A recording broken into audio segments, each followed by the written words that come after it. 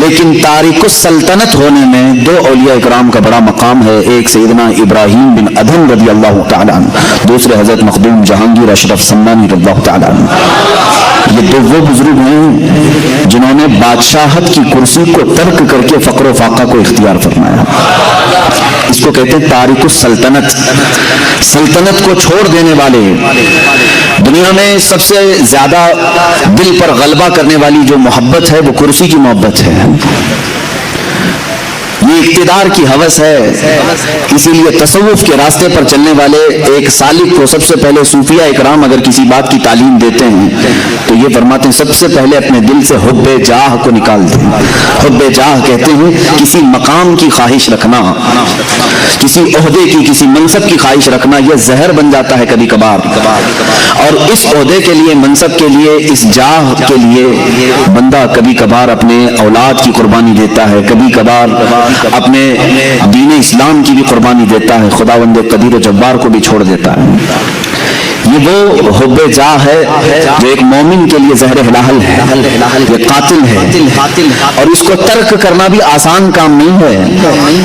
میں آج اس عظیم السلطنت، عظیم سلطان مخدوم جہانگیر اشرف سمنانی رضی اللہ تعالیٰ عنہ کے قدموں سے وابستہ ہو کر عرض کروں گا 708 ہجری یعنی 8ویں صدی ہجری چل رہی تھی، اب یہ 15ویں صدی ہے، 8ویں صدی ہجری میں سمنان ایک علاقہ ہے ایران کا۔ ایران پہلے خراسان کہلاتا تھا، خراسان میں افغانستان کا کچھ حصہ، اب کے موجودہ رشیا کا بھی کچھ حصہ، رشیا نہیں اب وہ ٹکڑے ہو چکے ہیں سوویت یونین کے، اور ایران کا کچھ حصہ ملا کر خراسان کہلاتا تھا۔ خراسان کی حکومت کا جو دارالسلطنت ہوا کرتا تھا وہ سمنان ہے، کیپٹل سٹی، اور سمنان کی جو حکومت تھی اس کا خاصہ یہ تھا، اس کی اسپیشلٹی یہ تھی کہ یہ حکومت ہمیشہ سادات کی بارگاہ میں ہوا کرتی تھی، آل رسول اس تخت پر بیٹھتے تھے۔ سمنان کی حکومت کو سنبھالنے والے سادات ہوا کرتے تھے، بادشاہ بھی سادات میں سے تھے۔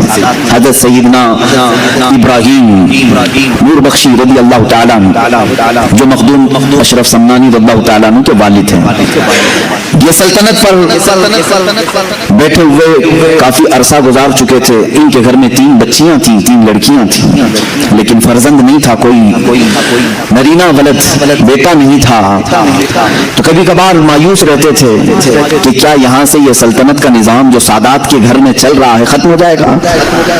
آپ کی جو زوجہ محترمہ تھی حضرت خدیجہ رضی اللہ تعالیٰ عنہ، وہ ایک ایسی پرہیزگار خاتون تھی کہ ان کی زندگی میں تہجد قضا نہیں ہوئی۔ حضرت ابراہیم کی زوجہ حضرت خدیجہ، ان کو رابعہ ثانیہ کہا جاتا تھا، اپنے زمانے کی یہ دوسری رابعہ ہیں۔ یہ بھی ملول رہتی تھی، غمگین رہتی تھی۔ 3 لڑکیاں ہونے کے بعد تقریباً 8 سال کا عرصہ گزر چکا تھا۔ رات کو تہجد کے وقت اٹھی اور بارگاہ صمد میں، رب ذوالجلال کی بارگاہ میں روتے روتے پھوٹ کر رونے لگ گئی، دعا کرتے کرتے رو پڑی اس طرح سے کہ اے رب ذوالجلال، تیرے دربار میں آج ہاتھ پھیلائی ہوں، میرے گھر کوئی اب وارث نہیں۔ اور یہ پڑھنے لگی رب لا تذرنی فردا وانت خیر الوارثین، ایک نبی کی دعا ہے، اور پھر اپنے آپ پر یہ ملامت کے طور پر کہنے لگی کہ تو بھی کیسی خاتون ہے کہ رب تبارک و تعالیٰ کی منشا اور اس کی مرضی میں خلل کیسے ڈال سکتی ہے، اس سے وہ چیز کیوں سوال کرے جو تیرے حق میں نہ ہو، اگر میری قسمت میں نہ ہو تو اسے جھنجھوڑنا کیوں۔ اخیر میں یہ کہتے ہوئے سو گئی کہ مولا تیری منشا اور تیری رضا پر میں مکمل راضی ہوں۔ رات کو سوئی تو خواب میں انہی کے سلسلے کے ایک بزرگ نے احمد یسوعی رضی اللہ تعالیٰ عنہ تشریف لائے اور کہا اے میری بیٹی گھبراتی کیوں؟ اللہ تبارک و تعالیٰ نے مجھے بھیجا ہے تجھے بشارت دینے کے لیے کہ تیری گود میں عنقریب ایک مہتاب ولایت چمکے گا، ولایت کا چاند چمکے گا، اور ایک نہیں اللہ تجھے 2 عطا فرمائے گا۔ وہ صبح اٹھی تو اپنے شوہر کو خواب بیان کرنے لگی، میں نے ایک بزرگ کو خواب میں دیکھا، سلسلے کے بزرگ تھے، انہوں نے اس طرح کی بشارت دی۔ حضرت ابراہیم رحمۃ اللہ تعالیٰ علیہ فرمانے لگے ہماری عمر کافی ہو چکی ہے، اولاد کا کوئی اس طرح سے سلسلہ نظر نہیں آتا۔ بہرحال شام کا وقت تھا، یہ عالی شان محل ہے سلطان کا، سمنان کی بادشاہت کا محل ہے جس میں بادشاہ اور ملکہ دونوں اپنے محل کے خصوصی حجرے میں ہیں. اچانک دیکھا حجرے کے کمرے کے باہر ایک مجذوب بزرگ، ان کا نام بھی ابراہیم تھا، وہ تشریف لائے ہیں. انہیں سارا علاقہ جانتا تھا یہ مجذوب ولی ہیں، یہ پل میں ادھر ہوتے ہیں پل میں ادھر ہوتے ہیں، کہیں غائب ہو جاتے ہیں. آپ نے اچانک حضرت ابراہیم کو دیکھا تو سلطان ابراہیم چونک گئے. کہا میرے محل میں آنے کے لیے سپاہی پہرے دار ہوتے ہیں، وزیر کھڑے ہوتے ہیں، آپ تشریف لائے. سپاہیوں کی جیسی نظر مجذوب بزرگ پر پڑی تو وہ کپکپانے لگے کہ سارے دروازے بند ہیں، ساری فصیلوں پر پہرے دار ہیں، ہمیں کسی کو نہیں معلوم کہ یہ آئے کہاں سے. حضرت ابراہیم مجذوب نے کہا یہ سب چھوڑو، کہاں سے آئے ہیں؟ ان سے پوچھا ہے ابراہیم تو اپنی بیوی کے ساتھ اس بات کا غم منا رہا ہے کہ تجھے کوئی بیٹا نہیں ہے، تجھے کوئی بیٹا نہیں ہے. یہ مجذوبوں کی بات تو سنیں. کہتے ہیں کیا میرے ساتھ ایک سودا کرے گا؟ محل کے اندر موجود حضرت سلطان ابراہیم ان کی بڑی تعظیم کرتے تھے. کہا بابا آپ تشریف لائیں. کرسی پر اپنی کرسی پر بٹھایا. کہا آپ کیا سودا کرنا چاہیں گے؟ اس وقت جو سکے چلتے تھے سونے کے سکے، اس کو اشرفی کہا جاتا ہے. اشرفیاں سنیں گے آپ، سونے کی اشرفیاں. کہا مجھے 1000 اشرفیاں دے دے اور ایک اشرف لے لے. اس مجذوب بزرگ نے کیا کہا؟ مجھے 1000 اشرفیاں دے دے، بدلے میں ایک اشرف لے لے. انہوں نے فوراً تھیلا پیش کر دیا. کہا کہ حضور قبول فرمائیں. وہ لیے اور غائب ہو گئے، اس محل سے غائب ہو گئے. مجذوبوں کی کیفیات ایسی ہی ہوا کرتی ہیں، وہ حالت جذب میں آتے ہیں، کبھی کسی سے عام گفتگو کرتے ہیں، کبھی کسی سے معرفت کے بہت الگ انداز کی باتیں کرتے ہیں. غائب ہوئے چند دنوں کے بعد حضرت ابراہیم رحمۃ اللہ تعالیٰ علیہ کے گھر میں ولادت کے آثار نظر آئے. ان کی اہلیہ محترمہ حملہ ہوئی اور اس کے بعد جو بشارتوں کا سلسلہ ہوا سنیے. جب ان کے گھر میں 7 مہینے کا حمل یا 6 مہینے کا حمل تھا، یہی ابراہیم مجذوب رحمۃ اللہ تعالیٰ علیہ پورے سمنان میں گلی میں ڈنڈورا پیٹتے ہوئے اعلان کرتے تھے باخبر ہوشیار ملاحظہ ہو، باخبر ہوشیار ملاحظہ ہو.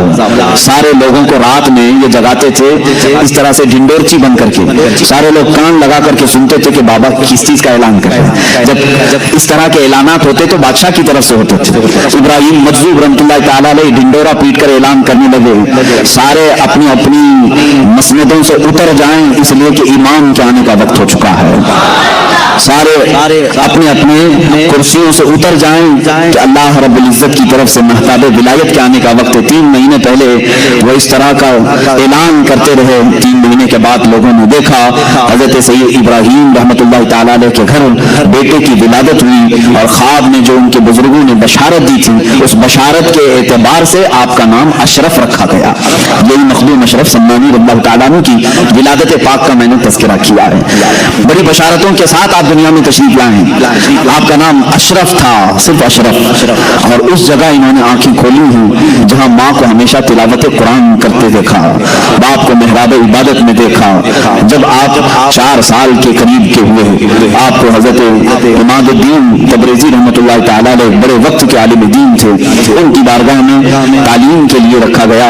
وہ تعلیق مقرر ہوئے بادشاہ کے صاحبزادے کی تعلیم کے لیے. 4 سال 4 مہینے 4 دن میں یہ قرآن پاک جو شروع کرتے ہیں 1 سال میں مکمل حافظ قرآن بن چکے تھے. 5.5 سال کی عمر ہو رہی تھی جب حضرت مخدوم اشرف سمانی رضی اللہ تعالیٰ عنہ حافظ قرآن ہو چکے تھے. 7 سال کی عمر تھی اس وقت. پوری دنیا میں جو مشہور قرأتیں ہیں 7 قرأتوں سے قرآن پڑھا جاتا ہے جس کو قرأت سبا کہتے ہیں. عام لوگ اب وہ سمجھ بھی نہیں پائیں گے کہ قرأت سبا ہے کیا چیز، اس لیے کہ یہ علم اٹھتا جا رہا ہے. 7 قرأتوں کے جاننے والے اب علماء بھی کم ہو گئے ہیں. یعنی قرآن 7 طریقوں پر نازل ہوا ہے. 7 قراء امام ہیں قرآن کے اور ان کے راوی ہیں پوری دنیا میں. ہم جو قرأت آج پڑھ رہے ہیں ہندوستان میں یہ قرأت امام عاصم کوفی رضی اللہ تعالیٰ عنہ کی ہے. ہمارے امام قرأت میں کون ہے؟ امام عاصم کوفی ہیں. ان سے روایت کیا ہے ان کے شاگرد نے حضرت امام حفص رحمۃ اللہ تعالیٰ علیہ. جو آج ہم قرأت پڑھ رہے ہیں قرآن کو الحمدللہ رب العالمین الرحمن الرحیم مالک یوم الدین، یہ جو طریقہ ہے یہ قرأت امام عاصم کوفی کا ہے. اس طرح 7 امام ہیں قرآن پاک کی قرأت کے اس کو عام آدمی نہیں سمجھ سکے گا، اسے مکمل عالم دین بننا ہوگا، لغت عربی کی جانکاری پوری حاصل کرنی ہوگی، گرامر پورے سیکھنے پڑیں گے، الف کب آتا ہے، زبر کب آتا ہے، زیر کب آتا ہے، پیش کب آتا ہے، کن دو حرفوں کو ملایا جاتا ہے، کس کو سائلنٹ کیا جاتا ہے، یہ پورے گرامر سیکھنے کے بعد یہ قرأتوں کا علم حاصل کر سکتے ہیں۔ قربان جائے مخدوم جہانگیر سمنانی رضی اللہ تعالیٰ عنہ کی عمر پاک 7 سال کی ہے اور 7 قرأتوں کے ساتھ آپ حافظ قرآن ہو چکے تھے، حافظ قرآن ہو چکے تھے۔ عزیزان گرامی، یہاں تو 7 سال کی عمر میں ابھی بچے کو قرآن کا پہلا پارہ پڑھنا نہیں آتا، دیکھ کر کے وہ اللہ کے ولی تھے اور اللہ تعالیٰ نے انہیں علم لدنی عطا فرمایا۔ علم لدنی کہتے ہیں جو غیب سے دیا جائے، جب گھر صاف ستھرا ہو، ماں باپ کی تربیت اچھی ہو تو فیض بھی اللہ تعالیٰ کی طرف سے جلدی اترتا ہے۔ یہ ماحول کا بھی اثر ہوتا ہے۔ سادات کا گھرانہ تھا، ظاہر سی بات ہے عقل بھی وراثت نبی میں پائی تھی، علم وراثت علی میں پائی تھی۔ حضرت مخدوم اشرف سمنانی رضی اللہ تعالیٰ عنہ 14 سال کی عمر کے ہو رہے تھے، 7 سال میں حافظ قرآن ہوئے، 14 سال کی عمر میں جتنے علوم متداولہ اس وقت تھے، معقولات، منقولات، منطق، فلسفہ، زجر، ساری چیزیں، علم مناظرہ، علم مقابلہ، علم تصوف، علم فقہ، علم تفسیر، علم اصول حدیث، علم حدیث، یہ تمام علوم متداولہ سے فارغ ہو کر آپ 14 سال کی عمر میں مفتی کامل بن چکے تھے۔ 14 سال کی عمر میں مفتی کامل بن چکے تھے۔ اب ظاہر سی بات ہے 14 سال کی عمر کا حافظ، قرأت سبا کا قاری، بہترین عالم دین، مفتی کامل، فاضل، محدث، فقیہ، مفسر، 14 سال کی عمر میں یہ سب کچھ اللہ نے انہیں غیب سے عطا فرمایا۔ لیکن اس وقت کے علماء کا کہنا یہ ہے، مخدوم اشرف سمنانی رضی اللہ تعالیٰ مدرسے سے نکلتے تھے، ظاہر سی بات ہے علماء کا ایک انداز الگ ہوتا ہے، علم جب آئے تو اس کا انداز الگ ہوتا ہے، تو مولانا کہتے ہیں۔ اب جو علم دین حاصل کیا ہے اسے کیا کہتے ہیں؟ مولانا۔ تو اس زمانے کے علماء کہتے ہیں اکثر ہم نے اشرف کو مولانا اشرف کم دیکھا، فقیر اشرف زیادہ دیکھا۔ فقیر اشرف کا مطلب کیا ہے؟ ان کے اندر طمع، حرص کچھ نہیں، بلکہ علم حاصل کرنے کے بعد اور اس کم عمری میں اتنے مقامات حاصل کرنے کے بعد بھی زہد کی طرف زیادہ توجہ تھی، ترک دنیا کی طرف زیادہ توجہ تھی۔ اللہ ان کا صدقہ ہم غریبوں کو عطا فرمائے۔ حب مال، حب جاہ، حب دنیا، یہ ایسی غلاظتیں میرے عزیزوں کے مومنین کو تباہ کر ڈالتی ہیں۔ مخدوم اشرف سمنانی رضی اللہ تعالیٰ 14 سال کی عمر میں کن کن علوم سے آپ بہرہ مند ہو چکے تھے؟ حافظ، قاری قرآن، وہ بھی 7 قرأتوں کے امام، عالم دین، فاضل دین، مفتی کامل، مفسر، فقیہ، محدث، یہ سب ہونے کے بعد 15ویں سال کی آپ کی عمر مبارک تھی۔ میں شروع سے چل رہا ہوں آپ کی سیرت طیبہ پر۔ 15ویں سال کی عمر تھی، آپ کے والد ماجد سید ابراہیم رحمۃ اللہ تعالیٰ علیہ کا وصال ہوا۔ آپ کے انتقال کے فوراً بعد ہی 15 سال کی عمر میں تخت شاہی پر آپ کو بٹھا دیا گیا، بادشاہت کا تاج آپ کے سر پر رکھ دیا گیا۔ کسی نے یہ نہیں کہا کہ 15 سال کا بچہ کیا بادشاہ بنے گا، بلکہ اس وقت کے جتنے سرور تھے، بڑے بڑے کج کلاه تھے، سبوں نے اپنے سر جھکا لیے، اس لیے کہ مخدوم اشرف سمنانی رضی اللہ تعالیٰ 15 سال کی عمر میں جب کرسی شہنشاہیت پر جلوہ بار ہوئے تو آپ کے فیصلوں کو دیکھ کر کے لوگ اش اش کر جاتے تھے، آپ کے احکامات کو دیکھ کر کے ایسا لگتا تھا جیسے کوئی 80 سال کا تجربہ کار بادشاہ اس کرسی پر بیٹھا ہوا۔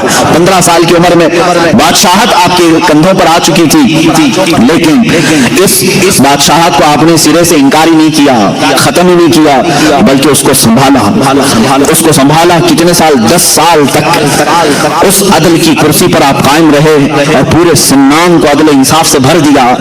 پوری دنیا میں اس وقت سمنان کا سکہ چلنے لگا اور ہر کوئی یہ کہتا تھا کہ اور تو اور بادشاہ بیٹھتے ہیں کرسیوں پر، لیکن سمنان کی کرسی ایسی ہے جس پر نائب رسول اور آل رسول بیٹھا ہوا ہے۔ یہ کرسی سمنان کی کرسی کی خصوصیت تھی، رسول اللہ کا بیٹا بیٹھا ہے اور رسول اللہ کا نائب بن کر بیٹھا ہے، علم دین کا وارث بھی ہے اور زہد و اتقاء بھی ہے اور اللہ رب العزت کی عطا کردہ بے شمار نعمتوں سے سرفراز بھی ہے۔ مخدوم اشرف سمنانی رضی اللہ تعالیٰ 10 سال اس کرسی شہنشاہیت پر جلوہ بار رہے۔ اس کے بعد معاملات ایسے تھے کہ اس بادشاہت کی کرسی پر رہتے ہوئے بھی آپ کا دل رات کے وقت مصلی کی طرف لگا رہتا، دن بھر اگر رعایا کے معاملات دیکھتے، وزراء سپاہیوں کے حالات دیکھتے، رات کے وقت آتے اور تنہائی میں پوری رات مصلی پر گزار دیتے تھے۔ رات کا ایک مختصر حصہ آپ سونے کے لیے رکھتے، بلکہ 1/3 حصہ مکمل عبادت الہی کے لیے آپ نے وقت کیا تھا۔ ہے کوئی آج کا تھوڑے سے پیسے جس کے پاس آئیں وہ کھڑا ہو کر کے دکھائے رات کو. یہ بادشاہت جس کے پاس ہے وہ ساری سلطنت کا بار ان کے کندھوں پر ہوتا ہے, پوری رعایا کا بوجھ ان کے کندھوں پر ہوتا ہے. یہ سب چیزیں رکھنے کے باوجود مخدوم اشرف سمنانی رضی اللہ تعالیٰ عنہ کی زندگی میں کبھی آپ یہ نہیں پاؤ گے کہ انہوں نے رعایا کی خدمت کرتے کرتے کبھی اپنے رب کی نافرمانی کر دی ہو یا اپنے رب تبارک و تعالیٰ کی عبادتوں میں کمی کی ہو. کبھی نہیں. دل اس میں لگا ہی رہتا. اور آج کے حالات کے اعتبار سے میں آپ کو بتاؤں, غربا اور مساکین کا عبادت کرنا تو ٹھیک ہے, اسی لیے مسجدوں کی صفوں میں زیادہ طور پر غربا نظر آتے ہیں. غریبی اچھی بھی ہے اور کبھی کبھار غریبی یہ زحمت بن جاتی ہے اگر یہ کفر کی طرف لے جائے. اللہ تبارک و تعالیٰ اتنا دنیا میں رکھے کہ عزت کے ساتھ حلال کھائیں اور حلال کے ساتھ ہمارا خاتمہ ہو. یہ زندگی اچھی ہے, لیکن جانتے ہیں جن کے پاس پیسوں کی چربی آئی, یہ چربی اتنی موٹی ہو جاتی ہے کہ ان کو نمازیں بھاری پڑتی ہیں, رات کا گزارنا تو دور کی بات ہے. آؤ میں ایک طرف اس بادشاہ اعظم کا ذکر کروں جو سمنان کی کرسی پر فائز ہے, اور ایک طرف وہ جس کو دنیا کی ایک چھوٹی سی کرسی دی گئی. جیسے ہی اس کو نیتا کی کرسی ملی, سب سے پہلا کام جو ہوگا وہ یہ ہوگا کہ اپنے پیسوں کا انبار ان لٹوروں پر خرچہ کرے, شراب کے لیے, جوئے کے لیے, اور اڈے سجائے جائیں رات بھر. آج تقریباً نیتاؤں کے حالات اس طرح کے ہیں, میں سب کی بات نہیں کرتا, اکثر و بیشتر اپنا پرائیویٹ ایک ہاؤس بناتے ہیں, فارم ہاؤس کے نام پر, یا پھر کہیں کلب ہوگا جہاں پر یہ رات بھر اپنے پیسوں کا اسراف کرتے رہیں گے.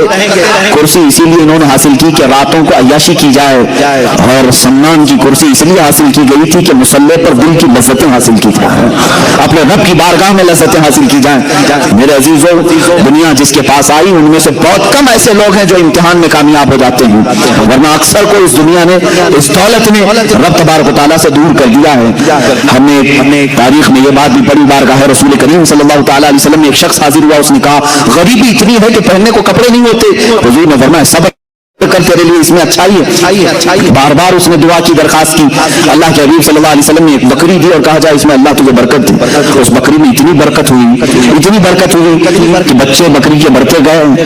اس شخص کو مدینہ چھوڑنا پڑا, بکریوں کا ریوڑ رکھنے کے لیے مدینے کے باہر ایک میدان میں رہنا پڑا, اور وہاں رہتے رہتے اتنی بکریوں کی فوج اس نے جمع کی. حضور اکرم صلی اللہ تعالیٰ علیہ وسلم نے سال میں زکوٰۃ طلب کرنے کے لیے اپنے عاملین کو بھیجا, کہا اللہ رب العزت کا حکم ہے جس کے پاس 100 بکریاں ہو اس میں سے 5 بکریاں زکوٰۃ میں نکالی جائیں. جب اس شخص کے پاس آئے عاملین زکوٰۃ تو حساب لگایا گیا تو کئی 100 بکریاں صرف زکوٰۃ میں جا رہی تھی. اس نے منع کر دیا کہ میں اتنی بکریاں زکوٰۃ میں نہیں دے سکتا. یہ وہی شخص ہے جو اپنی کمزوری اور غربت کی درخواست لے کر کے, شکایت لے کر کے بارگاہ رسول میں حاضر ہوا. اس کے بعد صدیق اکبر رضی اللہ تعالیٰ عنہ کے زمانے میں بھی اس شخص نے زکوٰۃ نہیں دی, یہاں تک کہ روایات میں یہ ملتا ہے حضرت عمر فاروق رضی اللہ تعالیٰ عنہ کے زمانے میں ایک طوفان ایسا آیا کہ اس کی ساری بکریاں مر گئی, پورا کا پورا ختم ہو گیا, اور یہ جیسا تھا ویسے ہی ہوا, اور نفاق کفر کی حالت میں اس کی موت ہو گئی. میرے عزیزو, کبھی کبھار مال اللہ اور اس کے رسول سے دور لے جاتا ہے, اسی لیے قرآن نے کہا انما اموالکم واولادکم فتنہ, تمہاری اولاد اور تمہارا مال تمہارے لیے آزمائش ہے. اللہ تمہیں یہ دے کر آزماتا ہے کہ جب میں تجھے مال دے دوں تو میری بارگاہ کے ساتھ لگا رہتا ہے, یا پھر چھوڑ کر کے دنیا کا تو طلبگار ہو جاتا ہے.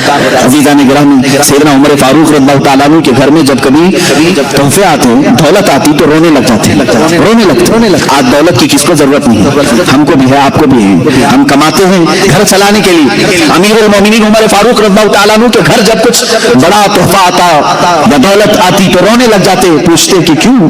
فرماتے ہیں دولت جب بھی آتی ہے تو ساتھ میں اللہ کا امتحان بھی آتا ہے. مولا مجھے آزمانا چاہ رہا ہے, کہیں میں اس کے جمع خرچ کے حساب کتاب میں اللہ کی عبادت کو نہ بھول جاؤں. ہم نے دیکھا ہے حساب کرتے کرتے تو رات گزر گئی, 2 رکعت پڑھنے کی توفیق نہیں مل سکی. مخدوم اشرف سمنانی رضی اللہ تعالیٰ ان دولت مندوں میں سے نہیں تھے, ان سرمایہ داروں میں سے نہیں تھے جن کو اپنی دولت کی جمع اور خرچ کو حساب کرتے کرتے راتیں گزر جاتی ہوں, بلکہ یہ رعایا کے بھی معاملات دیکھتے اور رات کو اپنے رب کے حضور بھی حاضر ہوتے تھے. ظاہر سی بات ہے یہ سلسلہ زیادہ دن تک چلتا نہیں, 2 چیزیں ایک ساتھ چلانا بہت مشکل امر ہے. حضرت خضر علیہ السلام سے آپ کی ملاقات ہوئی. سیدنا خضر علیہ السلام سے ایک دن ملاقات ہوئی. انہوں نے آپ کو اویسی اشغال کی اجازت دی. اویسی ایک سلسلہ ہے, حضرت خواجہ اویس قرنی رضی اللہ تعالیٰ عنہ کے معمولات اور ان کے وظائف اس سلسلے میں دیے جاتے ہیں. اجازت بھی آج بھی اس کی دی جاتی ہیں. اویسی اشغال کی اجازتیں تھیں اور کہا ایک اسم اعظم کا ذکر کرنا لیکن زبان نہ ہلانا. حضرت خضر علیہ السلام نے اس کی مشق کرائی. کس کو؟ مخدوم اشرف سمنانی رضی اللہ تعالیٰ عنہ. وہ ذکر اس طرح کا ہوتا کہ زبان نہیں ہلتی لیکن دل سے اسے کہا جانے لگتا اس میں اللہ ہے یا اس میں اعظم جو بھی انہیں تعلیم دی گئی. ایک وقت ایسا آیا کہ اس کی مشق کے بعد آپ جہاں بیٹھتے مخدوم اشرف سمنانی رضی اللہ تعالیٰ عنہ, آپ کی زبان بند ہوتی, دل سے وہ ذکر کی آواز آنے لگتی تھی. جو لوگ قریب ہوتے وہ سنتے تھے. یہ پاس انفاس اس کو کہتے ہیں, سانسوں کو روک لینا, یہ بھی اس میں تعلیم دی جاتی. چند دنوں کے بعد جب ذکر کی لذت کسی کو ملنے لگ جاتی ہے تو پھر دنیاوی تمام تر ثمرات میں اس کا کوئی دل نہیں لگتا. آخر وہ دن بھی آیا جب آپ کو اس بادشاہت سے اور اس کرسی سے میدان ہٹا گیا اور اس کی طرف سے آپ دور ہونے کی کوشش مسلسل کرتے رہے. اپنی والدہ ماجدہ کے پاس حاضر ہوئے, کہا بس ہو گیا, میں نے 10 سال اس سلطنت کو چلایا, کہیں پر بھی میں نے اللہ اور اس کے رسول کی نافرمانی نہیں کی, عدل سے میں نے پورے سمنان کو بھر دیا. اب میں چاہتا ہوں کہ میری بقیہ زندگی اللہ کے حضور میں فقر کے ساتھ گزاروں, زہد کے ساتھ گزاروں. ماں نے اجازت دی. حضرت مخدوم اشرف سمنانی رضی اللہ تعالیٰ جیسی ہی ماں سے گفتگو کرتے دوسرے ہی دن رعایا کو طلب کیا, سارے سپاہیوں وزیروں کو, اور سلطنت کا یہ پورا مجمع جب جمع ہوا تو آپ نے علل اعلان اپنا تاج نکال کر اپنے چھوٹے بھائی حضرت سید محمد عارف رحمۃ اللہ تعالیٰ علیہ کو پہنایا اور کہا میرے بعد اس تخت کے جانشین یہ ہیں. ان کے چھوٹے بھائی تھے, آپ کا نام اشرف تھا, ان کا نام عارف تھا. حضرت سلطان سید محمد عارف رحمۃ اللہ تعالیٰ علیہ کو پہنایا اور اسی وقت رخت سفر باندھا کہ میں اب سفر کے لیے نکل چلتا ہوں. کہاں جائیں گے؟ اولیاء کاملین جب سفر کے لیے اٹھتے تھے تو ان کی منزل صرف اللہ رب العزت کی رضا ہوتی, کوئی پرٹیکولر گاؤں نہیں ہوتا. نکل چلتے تھے, بس مجھے اس سمنان کی شاہانہ زندگی سے نکلنا ہے. آپ کی والدہ ماجدہ نے کہا یہ علل اعلان مت کہو, سادات کی یہ کرسی ہے, بادشاہت کئی سالوں سے ہمارے خاندان میں چلی ہے, تم جا رہے ہو ٹھیک ہے, لیکن ایک کام کرو, چند وزیروں کو سپاہیوں کو ساتھ میں لے جاؤ تاکہ دنیا یہ سمجھے گی کہ بادشاہ کسی مہم پر جا رہا ہے, پھر لوٹے گا. آپ کی ماں کے حکم پر اپنی چند وزیروں اور سپاہیوں کو ساتھ لیا اور نکل پڑے. سمنان کے حدود سے جب باہر آئے, آپ جب سمرقند کی طرف جو آج ازبکستان کا ایک علاقہ ہے, پہلے جو رشیا میں تھا, اس طرف کی آپ نے سفر کا ارادہ فرمایا. بیچ راستے میں سارے سپاہیوں اور وزیروں کو واپس کر دیا اور کہا اب اس سفر میں مجھے تنہا چھوڑ دو, میں ہوں اور میرا حامی و ناصر و مددگار میرا مولا ہے. سفر پر نکلے. مخدوم اشرف سمنانی رضی اللہ تعالیٰ عنہ جس وقت سفر کے لیے نکلے تھے اس وقت آپ کی عمر صرف 26 سال کی تھی. یہاں سے 2 چیزیں مجھے ملتی ہیں. زندگی گزارنے کے لیے اللہ تعالیٰ نے تمہیں 2 طریقے کی نعمتیں عطا کی ہیں. جب تمہارے پاس مال آئے تو اس سے لطف اٹھاؤ, مال آئے, دنیا آئے, اس سے لطف اٹھاؤ اللہ کی عبادتوں کے ساتھ. لیکن میں یہ چاہتا ہوں کہ کبھی فقر اور زہد کو بھی اختیار کرنا چاہیے. یہ میرے لیے اپنے لیے بھی نصیحت ہے اور سب کے لیے بھی نصیحت ہے. ہم نے ان اولیاء کاملین کی زندگی میں دیکھا یہ تخت پر بھی بیٹھے ہیں اور گدڑی بھی پہنے ہیں. زندگی میں کبھی آپ کے ایسے بھی معاملات ہوں. آج آپ نے بہت عالی شان بنگلہ بنایا ہے, اچھی بات ہے, میں اس کے خلاف نہیں جاؤں گا. آپ کی بڑی سی بڑی عمارت بناؤ, اچھے گھر میں رہ رہے ہو, لیکن کبھی ایسا بھی کرو کہ زندگی میں ایک دن اپنے سارے بچوں کو لے کر کہو کہ آج ہم فاقہ اختیار کریں گے, دنیا کو دکھانے کے لیے نہیں, ہم صرف کھجور پر سحری کرتے ہیں, کھجور پر افطار کرتے ہیں, اس لیے کہ اللہ کی بہت بڑی نعمتیں ہمارے پاس موجود ہیں, لیکن اللہ کو عجز و انکساری اور فقر و فاقہ بھی پسند ہے. یہ ہم اپنی زندگی میں کر سکتے ہیں کہ نہیں کر سکتے؟ اچھی نعمتیں کھاؤ. میں یہ نہیں کہہ رہا کہ آپ بریانی نہ کھاؤ, چکن مٹن نہ کھاؤ, سب کھاتے رہیں, آپ حلال جو چیزیں کھائیں, لیکن ہماری زندگی میں کھاؤ, مہینے میں 1 دن ہو یا ہفتے میں 1 دن ہو, ایسا آنا چاہیے جس میں ہم زہد بھی کریں. زہد کہتے ترک دنیا کو، خواہشات سے دوری. ایک دن میں نے اس سے قبل شاید 1 سال ہو گیا ہوگا، ممبئی میں ہمارے بچوں سے میں نے ایک گزارش کی تھی، اے میرے عزیزو، آج کی اس بھری پری دنیا میں تمہارے لیے اگر کوئی چیز زہد بن سکتی ہے، زہد کہتے ہیں ہر اس چیز کو چھوڑ دینا جو اللہ کی رضا میں خلل پیدا کرے، زہد اس کو کہتے ہیں. مال خلل پیدا کر رہا ہے، میں مال کو چھوڑ دیا. بیٹا خلل پیدا کر رہا، میں نے بیٹے کو دور کیا. بیوی خلل پیدا کر رہی، میں نے بیوی کو الگ کر رکھا ہے. طلاق نہیں، اس سے دوری اختیار کی اپنے رب کی عبادت کے لیے. اس کو کہتے ہیں زہد. یہ زہد ہے. میں نے یہ اپنے بچوں سے گزارش کی تھی. اس زمانے میں سب سے بڑا زہد کیا ہے میرے اپنے نظر میں؟ میں اس کو بڑا نہیں کہوں گا، لیکن میں اپنی آج کے حالات دیکھ رہا ہوں. تمہاری زندگی میں ایک دن ایسا بھی لے آؤ، ہفتے میں ایک دن یا مہینے میں، کہ میں صبح سے لے کر شام تک اس موبائل کو ہاتھ میں نہیں لگاؤں. حالانکہ موبائل اچھائیوں کے لیے بھی استعمال ہے، ایک دوسرے سے تعلقات اور ایک دوسرے کے لیے پیغام رسانی کا کام کرتا ہے. اس کے کل استعمال خراب نہیں ہے، لیکن خرابیوں کا شمار اس میں زیادہ ہے. اور انسان کی فطرت یہ ہے، قرآن کہتا ہے بل یرید الانسان لیفجر امامہ، انسان یہ چاہتا ہے کہ اس کی آنکھوں کے سامنے بے حیائی کی جائے. وہ بے حیائی کو دیکھنا زیادہ پسند کرتا ہے. انسان کی فطرت ہے. تم اگر روزہ رکھ سکتے ہو تو اس کا انٹرنیٹ کا روزہ رکھ کر کے دکھاؤ. یہ بات میں اس لیے کہہ رہا ہوں کہ آج ہر کس و ناقص اس کا ایڈکٹ بن چکا ہے. جیسے نشہ نہیں چھوڑ سکتے، اس طرح سے اس کو چھوڑنا بہت مشکل ہے. آج لوگ اپنے ماں باپ، اپنے بھائی بہن، اپنی بیوی بچوں سے تو دور رکھ سکتے ہیں، انٹرنیٹ اور موبائل سے دور رہنا ان کے لیے بہت ہی دقت کی بات ہے. کچھ نوجوانوں کو اس کا ریہرسل کرایا گیا، میں خود بھی کیا ہوں، الحمدللہ خود بھی کیا ہوں، ضروریات کے مطابق. جب میں دوسروں کو تلقین کر رہا ہوں تو خود اس پر عمل بھی کروں. جن بچوں نے مجھے رپورٹ آ کر کے بتائی کہ صبح کے وقت ہم نے ترک کر کے رکھا، دوپہر ہونے سے پہلے ہاتھوں میں کھجلی شروع ہوئی، بے چینی شروع ہوئی، کبھی آنکھوں میں بے چینی، کبھی بدن میں بے چینی. ظاہر سی بات ہے جو نشہ کا عادی ہے، نشہ نہ کرے تو اس کے جسم میں ہلچل ہوتی ہے. اسی طرح میرے عزیزوں، خواہے نہ خواہے، چاہے نہ چاہے، ہم کسی چیز کے آج غلام بنے ہوئے ہیں. اگر تم زہد کر سکتے ہو تو کر کے دکھاؤ. آج کے زمانے میں مخدوم اشرف سمنانی رضی اللہ تعالیٰ عنہ اپنی زندگی میں ایسی کسی چھوٹی چیز کو انہوں نے نہیں چھوڑا تھا. وہ اتنی بڑی کرسی تھی جس کو بادشاہت کی کرسی کہتے ہیں، جس کو حاصل کرنے کے لیے پتہ نہیں کتنے قتل و قتال ہوتے ہیں، کتنوں کی جانیں بہائی جاتی، کتنوں سے جھوٹے وعدے کیے جاتے ہیں، کتنوں کے اوپر تلواریں کھینچی جاتی. اس کرسی کو حاصل کرنے کے لیے انسان کیا نہیں کرتا ہے. سب کرنے کے بعد کرسیوں پر چپک کر بیٹھتے ہیں، چھوڑتے نہیں. مخدوم سمنا رحمۃ اللہ تعالیٰ علیہ نہ اس کو حاصل کرنے کے لیے کوئی محنت کی تھی، بلکہ ان کے والد گرامی سے یہ وراثت میں آئی تھی. اور چھوڑنے کے لیے انہوں نے کوئی پس و پیش بھی نہیں کیا تھا کہ شرط رکھ کر کے دیا ہو کہ اتنا مجھے دے دے تو میں یہ کرسی چھوڑ دوں گا. جیسے ایم ایل اے بکتے ہیں، اتنے پیسے دے دو تو میں تیری پارٹی میں آ جاؤں گا، ادھر کی رکنیت چھوڑ دوں گا، ممبرشپ ختم کر لوں گا. مخدوم سننا رحمۃ اللہ تعالیٰ علیہ صرف اور صرف اپنے رب کی رضا حاصل کرنے کے لیے اپنے بھائی کی تاج پوشی کی اور ہمیشہ کے لیے سمنان چھوڑ کر آئے. دوبارہ کبھی سمنان واپس نہیں گئے، کبھی واپس نہیں گئے. آپ کی عمر تقریباً 100 سال کی ہوئی ہے. مخدوم اشرف سمنانی رضی اللہ تعالیٰ عنہ 708 ہجری میں پیدا ہوئے اور 808 ہجری میں وصال ہوا ہے. اور بعض روایات میں 96 برس کی ہیں، لیکن تقریباً 100 سال کی عمر.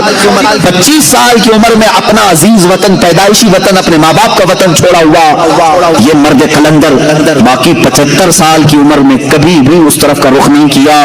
کیوں؟ فرماتے ہیں ایک بار جس چیز کی لذت نکل گئی اسے دیکھنا بھی ہمارے لیے جائز ہے، دیکھنا بھی اس کے لیے وہ ممنوع سمجھتے تھے. عزیزان گرامی وقار، مخدوم اشرف سمنانی رضی اللہ تعالیٰ جب نکلے تو اس کرسی کو ختم کر کے جو نکلے، چھوڑ کر کے نکلے، کہ تارک السلطنت کہتے ہیں. پورے رسول کریم صلی اللہ علیہ وسلم کی امت میں صرف 2 ولی ایسے گزرے جنہوں نے بادشاہت کو چھوڑا ہے. ایک حضرت ابراہیم بن ادھم، دوسرے مخدوم اشرف جہانگیر سمنانی رضی اللہ. وہ بلخ کی بادشاہت چھوڑ کر نکلے تھے اور یہ سمنان کی بادشاہت چھوڑ کر. دونوں کے حال ایسی ہی ہے. حضرت ابراہیم بن ادھم نکلے اور گدڑی پہن کر کے دریا کے کنارے بیٹھے رہتے تھے. ایک وقت تھا جو کرسی پر بیٹھتے اور ایک وقت ایسا کہ پتھریلی زمین پر دریا کے کنارے بیٹھے رہتے. مخدوم سمنا رحمۃ اللہ تعالی علیہ शाही सवारी पर सवार होने वाले, लेकिन जब समरकंद का सफर कर रहे हैं पैरों में चप्पल तक नहीं थे। ये ज़ुहद आपने फरमाया, मजबूरी ना कहो इसको, ये मजबूरी नहीं थी, अपने रब की रजा के लिए दुनिया का तर्क था। जब आप समरकंद के रास्ते से लाहौर तशरीफ लाए तो लाहौर में हजरत सईद जलालुद्दीन बुखारी रहमतुल्लाह तआला अलैह, जिनको मखदूम जहानिया जहां गश्त कहा जाता है, ओछ शरीफ में आप तशरीफ लाए। हजरत मखदूम सैयद जलालुद्दीन रहमतुल्लाह तआला अलैह ने आपका पुरतपाक इस्तकबाल फरमाया, अपनी खानकाह में 3 दिन तक ठहराया। उस वक्त के वो गौस थे हजरत सैयद जलालुद्दीन बुखारी, अपनी खानकाह में 3 दिन रखा और उसके बाद क्या फरमाया कि फर्जंद अशरफ, तुम्हारा इंतजार किसी और बुजुर्ग के यहाँ हो रहा है, तुम किसी और की अमानत हो। कौन है वो बुजुर्ग? मखदूम अलाउद्दीन पंडवी रहमतुल्लाह तआला अलैह, जो बंगाल की मालदा की सरजमीन पर आज भी आराम फरमा है। ये उस जमाने के कुतुबुल अख्ताब थे, कुतुबुल अशराफ थे। उस वक्त हजरत मखदूम अलाउद्दीन पंडवी रहमतुल्लाह तआला अलैह हजरत मखदूम अशरफ सम्मानी के इंतजार में वहां बैठे हुए थे। जलालुद्दीन बुखारी रहमतुल्लाह अलैह ने इनको रुखसत किया कि आप जाएं बंगाल की सरजमीन पर। वहां से पैदल चलते हुए निकले। लाहौर की सरजमीन कहाँ है, बंगाल कहाँ है, पैदल सफर किया। बिहार के रास्ते से होकर गुजर रहे थे। बिहार में एक इलाका मनियर है, यहाँ एक बुजुर्ग हैं मखदूम शरफुद्दीन यहया मनीरी रहमतुल्लाह तआला अलैह। ये बड़े पाए के बुजुर्ग हैं। आला हज़रत रज़ियल्लाहु तआला अन्हु ने इनका तज़किरा फरमाया है। मखदूम शरफुद्दीन यहया मनीरी रहमतुल्लाह तआला अलैह के नाम पाक का असर ऐसा है, आज भी मेरे खुद आमाल में मौजूद है कि चेचक किसी को हो जाए, चेचक की बीमारी, हजरत शरफुद्दीन यहया मनीरी का नाम ले लो, वो चेचक खत्म हो जाती है। उनके नाम में तासीर है। वो बड़े पाए के बुजुर्ग हैं। उन्होंने अपनी जिंदगी में जो वसीयत फरमाई थी, वो वसीयत क्या थी सुनी। हजरत मखदूम अशरफ सम्मानी रहमतुल्लाह तआला अलैह का गुजर बिहार के उसी मनियर इलाके से हो रहा था। वहां देखा जनाजा रखा हुआ है और हजारों की भीड़ है, सफ़ें लगी हैं, उलमा हैं, सुलहा हैं, बड़े बड़े ताजवर वहां पर खड़े हैं, लेकिन जनाजा पढ़ाने के लिए किसी का इंतजार हो रहा है। उसी सफर पर मखदूम अशरफ सम्मानी रहमतुल्लाह तआला अलैह जनाजे में हाजिर हुए। पूछा किसका है? कहा ये मखदूम शरफुद्दीन यहया मनीरी का है। कहा कि जनाजे में मैं भी शरीक होता हूँ। उनसे पूछा गया कि फिर पढ़ाया क्यों नहीं जा रहा है? लोगों ने कहा जो मखदूम शरफुद्दीन यहया मनीरी के खुलफा थे, मुरीदीन थे, उलमा थे, उन्होंने कहा हमारे शेख शरफुद्दीन यहया मनीरी रहमतुल्लाह तआला अलैह की ये वसीयत थी कि मेरा जनाजा तैयार करके एक खुले मैदान में रखना, तुम देखना मगरिब की तरफ से रसूलुल्लाह का एक शहजादा आएगा, आले रसूल आएगा, वो काली एक चादर अपने ऊपर ओढ़ा होगा और वो 7 किरातों का कारी होगा, हाफिज होगा। और ये तक उन्होंने बताया मखदूम शरफुद्दीन यहया मनीरी रहमतुल्लाह अलैह ने अपने खुलफा से, तुम में से कोई भी जनाजा पढ़ाने की जुर्रत न करना, मेरा जनाजा वो सैयदुल अशराफ पढ़ाएगा जो अपनी एक सल्तनत को छोड़ कर आ रहा होगा, बादशाह छोड़ कर आ रहा होगा। मखदूम अशरफ सम्मानी से जब लोगों ने कहा, आपने फरमाया जिस अशरफ का उन्होंने तज़किरा किया है वो मैं ही हूँ। सारे उलमा व सुलहा ने आपके हाथ पर हाथ रखा और आपको आगे बढ़ाया। हजरत मखदूम शरफुद्दीन यहया मनीरी रहमतुल्लाह तआला अलैह का जनाजा आपने बशारत के एतबार से खुद पढ़ाया, फिर वहां से आपने फिर सफर फरमाया। अजीजों, मैं आज तफसील जिक्र करूंगा मेरे मखदूम सन्ना रहमतुल्लाह तआला अलैह की। आप हजरत मखदूम अलाउद्दीन पंडवी रहमतुल्लाह तआला अलैह की मुलाकात के लिए बंगाल मालदा जा रहे हैं। सफर बड़ा कठिन है, दरियाओं का भी सफर है, पहाड़ों का सफर है, जंगलात का सफर है। पैरों में सूजन आ चुकी थी, लेकिन सफर ये थकन कभी नहीं लाता था, थकान से चूर नहीं होते थे। सफर ही सफर है। हजरत मखदूम अलाउल्लाह पंडवी रहमतुल्लाह तआला अलैह अपनी खानकाह में इनका क्या हाल था? अल्लाह, बड़े बड़े मुजाहिदे करने वाले लोग। वहां पर हाल ये था कि लोग 15 साल 20 साल तक मुजाहिदे में बैठे होते थे। अलाउद्दीन पंडवी रहमतुल्लाह तआला अलैह के आस्थाने पर एक दिन दोपहर का वक्त है, ख्वाब में या जैसे ही आप नींद से बेदार हुए, बेकरारी के आलम में खड़े हो गए और अपने सारे लोगों से, मुरीदीन से कहा, भूये यार नी आयत, भूये यार नी आयत, मुझे मेरे यार की खुशबू आ रही है, मेरे अजीज की खुशबू आ रही है। लोगों ने कहा कि ये किसकी खुशबू है? कहा जिसके इंतजार में मेरी उम्र बीतती जा रही है, गालिबन वो इंतजार की घड़ियां खत्म हो रही हैं। सारे लोग बिल्कुल तजस्सुस के शिकार हो गए। आखिर वो है कौन जिसके लिए मखदूम अलाउद्दीन रहमतुल्लाह तआला अलैह अपना बिस्तर छोड़कर उठ गए, वज़ू फरमाया, सारे मुरीदीन खुलफा के साथ शहर से बाहर आए, शहर की सरहदों के पास आकर खड़े हुए तो देखा दूर तन्हाई का सफर करते हुए मखदूम जहांगीर अशरफ सम्मानी रहमतुल्लाह तआला अलैह तशरीफ ला रहे हैं। चेहरे पर गर्द है, गुबार है और लिबास पूरे सफर की अलामतें बता रहा है, जगह जगह से कांटों से फट चुका है। मखदूम अशरफ सम्मानी रहमतुल्लाह तआला अलैह जैसे आए, सारे मुरीदीन और खुलफा ने पूछा अपने पीर और मुर्शिद से, क्या ये वही है मुसाफिर? कहा हाँ, इसी की खुशबू मुझे शहर से बाहर तक ले आई है। آپ خود باہر آگے بڑھ کر کے مخدوم سنہ رحمۃ اللہ تعالی علیہ کے چہرے مبارک کو اپنے سینے سے لگایا، ان کی پیشانی پر بوسہ دیا اور پالکی منگوائی، کہا کہ اس سید زادے کو پالکی پر بٹھاؤ۔ حضرت مخدوم اشرف سمنانی رحمۃ اللہ تعالی علیہ ادب کے لحاظ سے آپ نے بیٹھنے سے انکار کیا۔ اس کے بعد حضرت مخدوم علاء الحق پنڈوی رحمۃ اللہ تعالی علیہ خود پالکی پر بیٹھے اور اس شہزادہ اعظم کو اپنے ساتھ بٹھایا، خانقاہ لے آئے، اور اس کے بعد اس دن جشن کا ماحول تھا۔ بھلا مجھے بتاؤ، کوئی پیر اپنے ایک مرید کا انتظار کر رہا ہو، کوئی شیخ اپنے ایک خلیفہ کا انتظار کر رہا ہو، حضرت مخدوم اشرف سمنانی رحمۃ اللہ تعالی علیہ خانقاہ میں آئے ہیں تو مریدین کی باتیں سنو، کیا کہتے ہیں؟ کہتے ہیں برسوں بعد ایسا لگ رہا تھا ٹھنڈی راتوں میں کوئی ایک سورج طلوع ہوا ہے، اس لیے کہ جشن کا سما تھا، ہر جگہ اجالا ہی اجالا تھا، دو چہرے اتنے چمکتے تھے، ایک علاء الحق پنڈوی کا، ایک مخدوم سنہ کا۔ دسترخوان بچھایا گیا ہے، دسترخوان بچھایا گیا، اعزاز میں روٹیاں رکھی گئی، سالن لائے گئے، اور وہاں پان کی گلوریاں پیش کی جاتی تھی، پان کھائے جاتے تھے۔ مخدوم سنہ رحمۃ اللہ تعالی علیہ دسترخوان پر سامنے بیٹھے ہیں، علاء الحق پنڈوی رحمۃ اللہ تعالی علیہ سب سے پہلا جملہ کیا فرمایا؟ اولیاء کا دسترخوان بھی کیسا ہوتا ہے، کہا کشت لاؤ ہاتھ دھلانے کے لیے، ہم بھی دسترخوان پر ہاتھ دھلاتے ہیں۔ مخدوم سنہ سے ان کے شیخ نے کہا، بیٹا فرزند اشرف، اپنے ہاتھ دھو لو دنیا کی ہر لذت سے، دنیا کی ہر لذت سے ہاتھ دھو لو۔ آپ نے ہاتھ دھوتے ہوئے اپنے شیخ سے کہا کہ حضور والا، میرے مرشد گرامی، آپ کا یہ بیٹا، آپ کا یہ فرزند دنیا کی سب سے بڑی دولت جو کرسی ہوتی ہے اس بادشاہت سے ہی ہاتھ دھو کر کے آیا ہے، اور آپ نے ہاتھ دھو کر کے دسترخوان پر کھانا شروع فرمایا تو چار لقمے سب سے پہلے مخدوم علاء الحق پنڈوی رحمۃ اللہ تعالی علیہ نے اپنے ہاتھ سے ان کے منہ میں رکھے، اور ایک ایک لقمے پر کہا کہ کون کون سا لقمہ تھا؟ ایک طریقت کا تھا، ایک معرفت کا تھا، ایک اسرار و رموز کا تھا، ایک حقانیت کو پوچھنے والا تھا۔ یہ چار لقمے کھلانے کے بعد اپنا صافہ، اپنا امامہ نکالا، مخدوم جہانگیر اشرف سمنانی کے سر پر باندھا اور کہا، بیٹا فرزند اشرف، میں زمانے سے اس خرقے کو سنبھالا ہوں، سلسلہ چشتیہ سلطان غریب نواز رضی اللہ تعالیٰ عنہ کی بارگاہ سے آیا ہوا یہ امامہ آج تک میرے پاس امانت تھا، اس سلسلہ چشتیہ کی ساری امانتیں میں نے تمہارے سر پر رکھ دی۔ یہ خرقہ پوشی ہوئی، آج یہ دن یہاں سے خلافت ہی دے دی گئی، آپ نے بیعت بھی کیا۔ مخدوم اشرف سمنانی رضی اللہ تعالیٰ اس خانقاہ میں تقریباً 12 سال تک گزارے، 12 سال تک۔ اس کے بعد اپنے پیر و مرشد سے اتنا لگاؤ تھا، ان کے بغیر وہ ایک پل بھی نہیں رہتے تھے۔ مخدوم اشرف سمنانی رضی اللہ تعالیٰ نے جب اپنی عمر کی 35ویں یا 37ویں سال کو پہنچے تو آپ کے پیر و مرشد نے کہا کہ اے فرزند اشرف، اب تمہارے اور ہماری جدائی کا وقت ہے، میں تمہیں اس امانت کو دے کر اس راستے پر بھیج رہا ہوں جو راستہ تمہارے انتظار میں ہے۔ تمہیں یہ ساری امانتیں اس لیے دی گئی ہیں کہ تم دین رسول کی تبلیغ کرو، رسول کریم صلی اللہ تعالیٰ علیہ وسلم کی سنتوں کی تشہیر کرو۔ مخدوم اشرف سمنانی رضی اللہ تعالیٰ عنہ کو آپ نے بلایا اور جونپور کی سرزمین کی طرف اشارہ فرمایا۔ جونپور آج بھی اتر پردیش کا ایک علاقہ ہے، اور اس طرف اشارہ فرمایا، دسترخوان پر بیٹھ کر کے ایک علاقہ دکھایا جس کے ارد گرد تالاب ہے اور بیچ میں ایک چھوٹی سی جگہ ہے۔ کہا، اے اشرف، تمہارا یہ مضبوط قلعہ ہوگا، تم یہاں پر اپنا مسکن بناؤ گے۔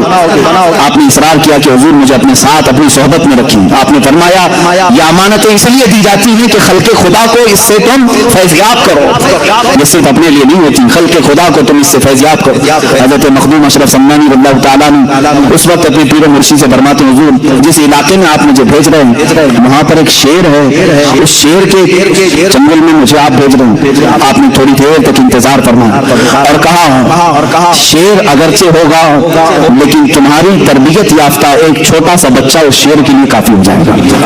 یہ بزرگوں کی باتیں ہیں، اولیاء کاملین کی باتیں ہیں، یہ بات میں سمجھ میں آتی ہیں۔ حضرت مخدوم اشرف سمنانی رضی اللہ تعالیٰ وہاں سے نکلے بنگال سے اور پھر سفر فرمایا۔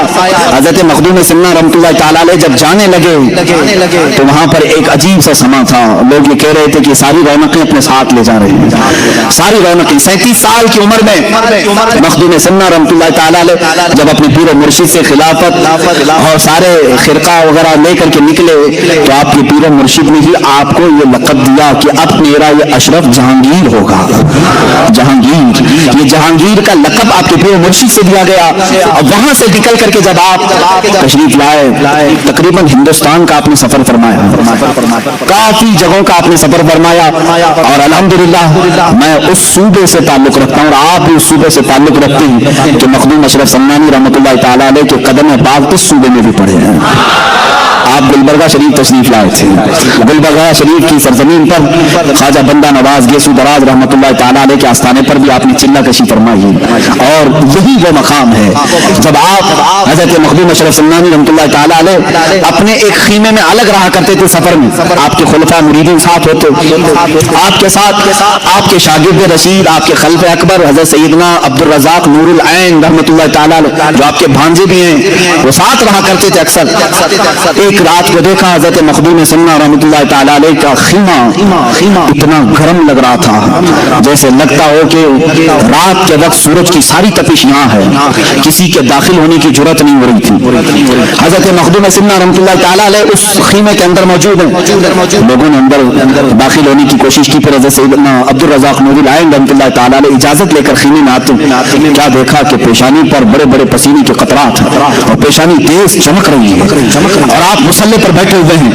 हजरत मखदूम सुन्ना रहमतुल्लाह ताला अलैह की जिंदगी में ऐसी कैफियत कभी किसी ने देखी नहीं थी। तो लोग हाजिर हो गए, आपने पूछा कि हुजूर तबीयत पर कुछ बार है, कुछ बोझ है? आपने फरमाया नहीं ऐ मेरे अजीज, आज मुझे मेरे रब की तरफ से एक बड़ा एहसास दिया गया है, एक बड़ा एहसास इनाम दिया गया है। कहा कि वो क्या चीज है? मखदूम अशरफ सन्नानी रहमतुल्लाह ताला अलैह फरमाते हैं हर जमाने में औलिया कामिलीन में एक गौस होता है, उसकी इजाजत से सारे लोगों को विलायत दी जाती है। जो भी वली बनता है वो गौस के तसर्रुफात से बनता है। अल्लाह ताला गौस को विलायत के सारे खजाने देता है, वो जिसे चाहे वली बनाए। हर जमाने में एक गौस होता है, इस जमाने के गौस का इंतकाल हो गया। मखदूम सुन्ना रहमतुल्लाह अलैह फरमाते हैं इस जमाने के गौस का इंतकाल हुआ, हजारों औलिया कामिलीन गौसियत के तलबगार थे बारगाह रब्बुल इज्जत में, और अल्लाह ताला ने वो गौसियत का मकाम मुझे तफवीज़ फरमाया। आपको गौसियत का मकाम दिया गया, ये वो मकाम है मेरे अजीजों, औलिया कामिलीन में चंद ही बुजुर्गों को मिलता है। और आपको महबूब यज़दानी कहा जाने लगा। महबूब सुबहानी आपने सुना होगा, गौसे आजम को कहा जाता है। महबूब इलाही निजामुद्दीन औलिया को कहते हैं, और इसी तरह महबूब यज़दानी हजरत मखदूम अशरफ सन्नानी को कहा जाता है। मैं आपको एक और बात बता दूं, ये इत्तेफाक से नहीं हुआ। खाने काबा के पास हजरत शेख मोहिउद्दीन इब्न अरबी रज़ियल्लाहु ताला अन्हु, जिनको शेख आजम कहते हैं, इब्न अरबी रहमतुल्लाह ताला अलैह, खाने काबा के तवाफ के पास मौजूद हैं। उन्होंने देखा कि एक शख्स ऐसा है तवाफ इतनी तेजी से कर रहा है, चक्कर लगा रहा है, लोगों की भीड़ भाड़, ना वो किसी को धक्का देता है ना किसी को टच करता है, लेकिन आसानी से निकलता हुआ जा रहा है बहुत तेजी से। तवाफ में ऐसा नहीं हो सकता, मुमकिन नहीं, बगैर किसी को टच किए कोई तवाफ कर ले, भीड़ भाड़। और एक शख्स ऐसा है कि वो बहुत तेजी से तवाफ का सफर कर रहा है।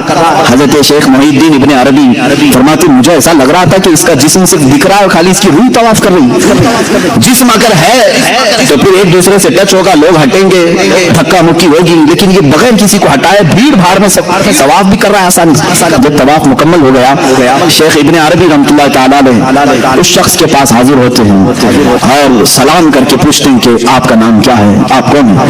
तो उन्होंने कहा मैं अबू बकर सिबती हूँ। शेख सैयदना अबू बकर सिबती थे। शेख मोहिउद्दीन इब्न अरबी रहमतुल्लाह ताला अलैह उसी वक्त समझ गए कि ये कौन है, अबू बकर सिबती उस वक्त के गौस थे।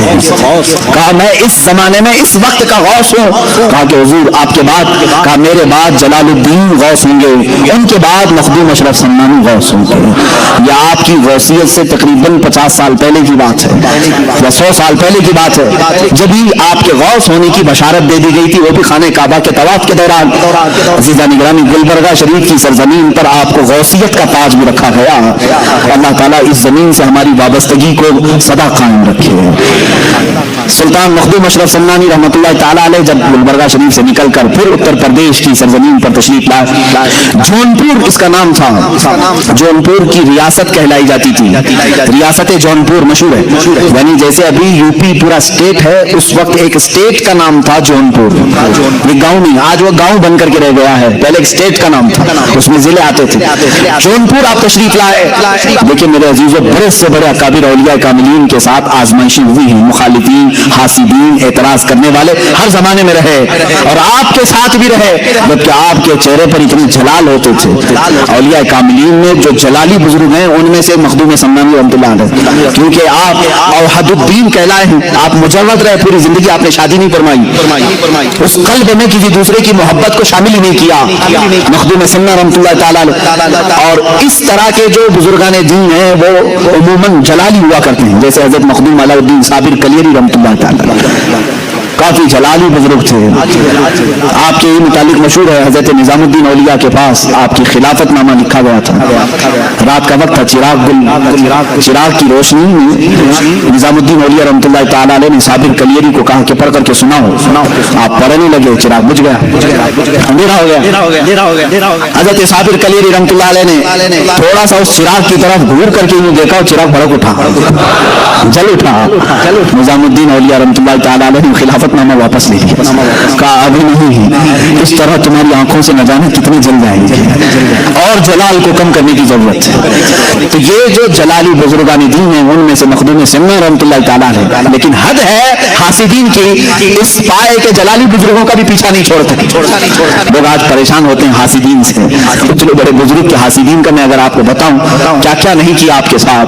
मखदूम सिन्ना रहमतुल्लाह ताला अलैह जिस वक्त जौनपुर तशरीफ लाए, वहां एक बुजुर्ग थे चिराग हिंद, जिनको सदरुद्दीन चिराग हिंद रहमतुल्लाह ताला, बड़े बुजुर्ग हैं, लेकिन जमाने का आपस का मामला होता है, मैं बड़ा तू बड़ा का मामला कभी कभार आ जाता, इंसानी फितरत का तकाजा है। वो उनका पुराना इलाका था, उनके मुरीदीन थे, अचानक मखदूम अशरफ उनके इलाके में आए। कुछ लोगों को तकलीफ इसी बात की होती है, मेरे खेत में दूसरा क्यों चरने आया, होता है 40 साल से हम पूरे शहर को संभाल रहे थे, अचानक ये बकरा कहां से आया। इस तरह का हसद भी आ जाता है, ये इंसानी फितरत का तकाजा है। चिराग हिंद रहमतुल्लाह ताला अलैह बुजुर्ग भी हैं, मैं उनकी बात भी नहीं कर रहा हूं, लेकिन मखदूम सिन्ना वाले रसूल भी। मखदूम जहांगीर अशरफ समनानी रहमतुल्लाह ताला अलैह जिस वक्त जौनपुर तशरीफ आए, लोग झोंक दर झोंक आपके मुरीद बन गए थे, क्योंकि चेहरे में वो नैयरे ताबा था कि लोग देखते तो गुनाहों से दूर हो जाते हैं, अपने मैल कचरे को धुल देते हैं, और सिर्फ एक सोहबत काफी होती थी कि लोग सिर्फ मुरीद नहीं वली कामिल बनते थे। मखदूम सिन्ना की सोहबत बहुतों को आला मकाम तक पहुंचाई। उस जमाने में एक आलिम दीन थे मौलाना कबीरुद्दीन। उस वक्त मौलाना कबीरुद्दीन साहब एक ख्वाब देखते हैं, ख्वाब में उन्होंने एक बुजुर्ग का चेहरा देखा, सुर्ख बाल हैं, चेहरा पूरा चमक रहा है, जब वो मुस्कुराते हैं तो रुखसारों पर अनार की सुर्खी आती है, और उस बुजुर्ग ने कहा कि मैं तेरा मुर्शिद हूँ। मौलाना कबीरुद्दीन साहब उस वक्त तक मुरीद नहीं हुए थे। सुबह उठते पूछते इलाके में सबसे बड़े बुजुर्ग कौन है, लोगों ने कहा हजरत सदरुद्दीन चिराग हिंद रहमतुल्लाह अलैह सबसे बड़े बुजुर्ग।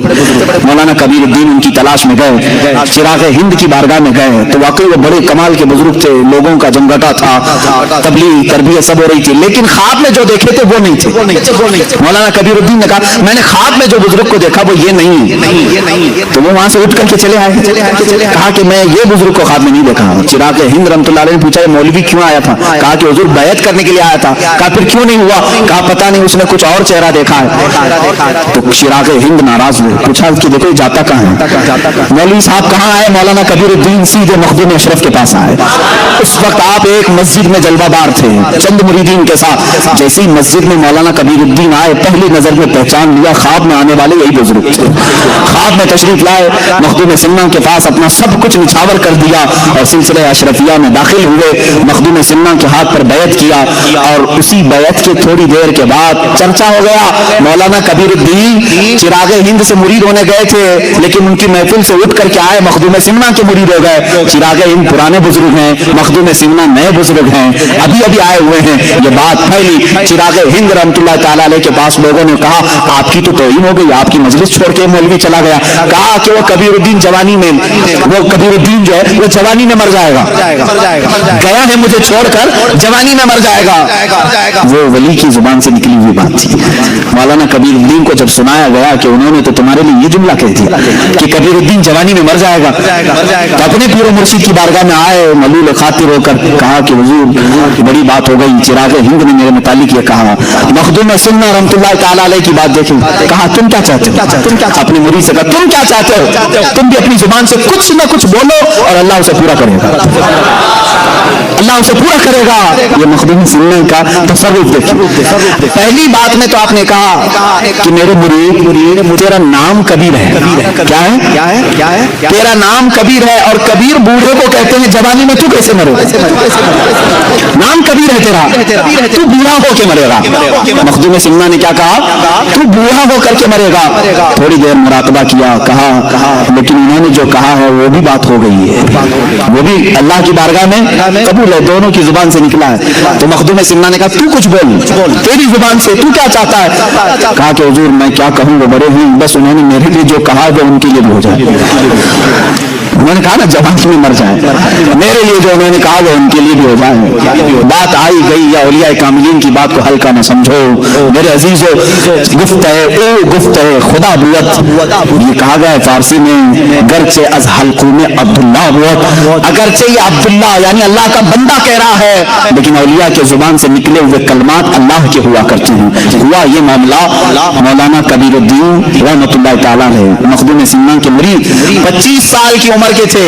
कितने 25 साल की उम्र, 25 साल की उम्र में आपके पूरे बाल सफेद हो गए, दांत झड़ गए, कमर टेढ़ी हो गई, हाथ में लकड़ी आ गई। कितनी उम्र में, 25 साल की उम्र में।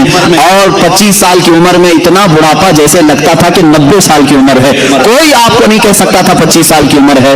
और इस 25 साल की उम्र में आपने लकड़ी भी ले ली, सफेद बाल, कमर टेढ़ी, लेकिन उधर चिराग हिंद रहमतुल्लाह तआला अलैह मखदूम के मौलाना कबीरुद्दीन के इंतकाल से 5 साल पहले ही जवानी में विसाल कर गए, वो इंतकाल कर गए। चिराग इनकी जुबान से जो निकला वो भी हुआ, और चिराग हिंद ने जो कहा था वो कैसे हुआ। 25 साल की उम्र में ही मौलाना कबीरुद्दीन का इंतकाल हुआ। लोगों ने कहा कि हुजूर आपने तो फरमाया था वो बूढ़ा होकर मरेगा।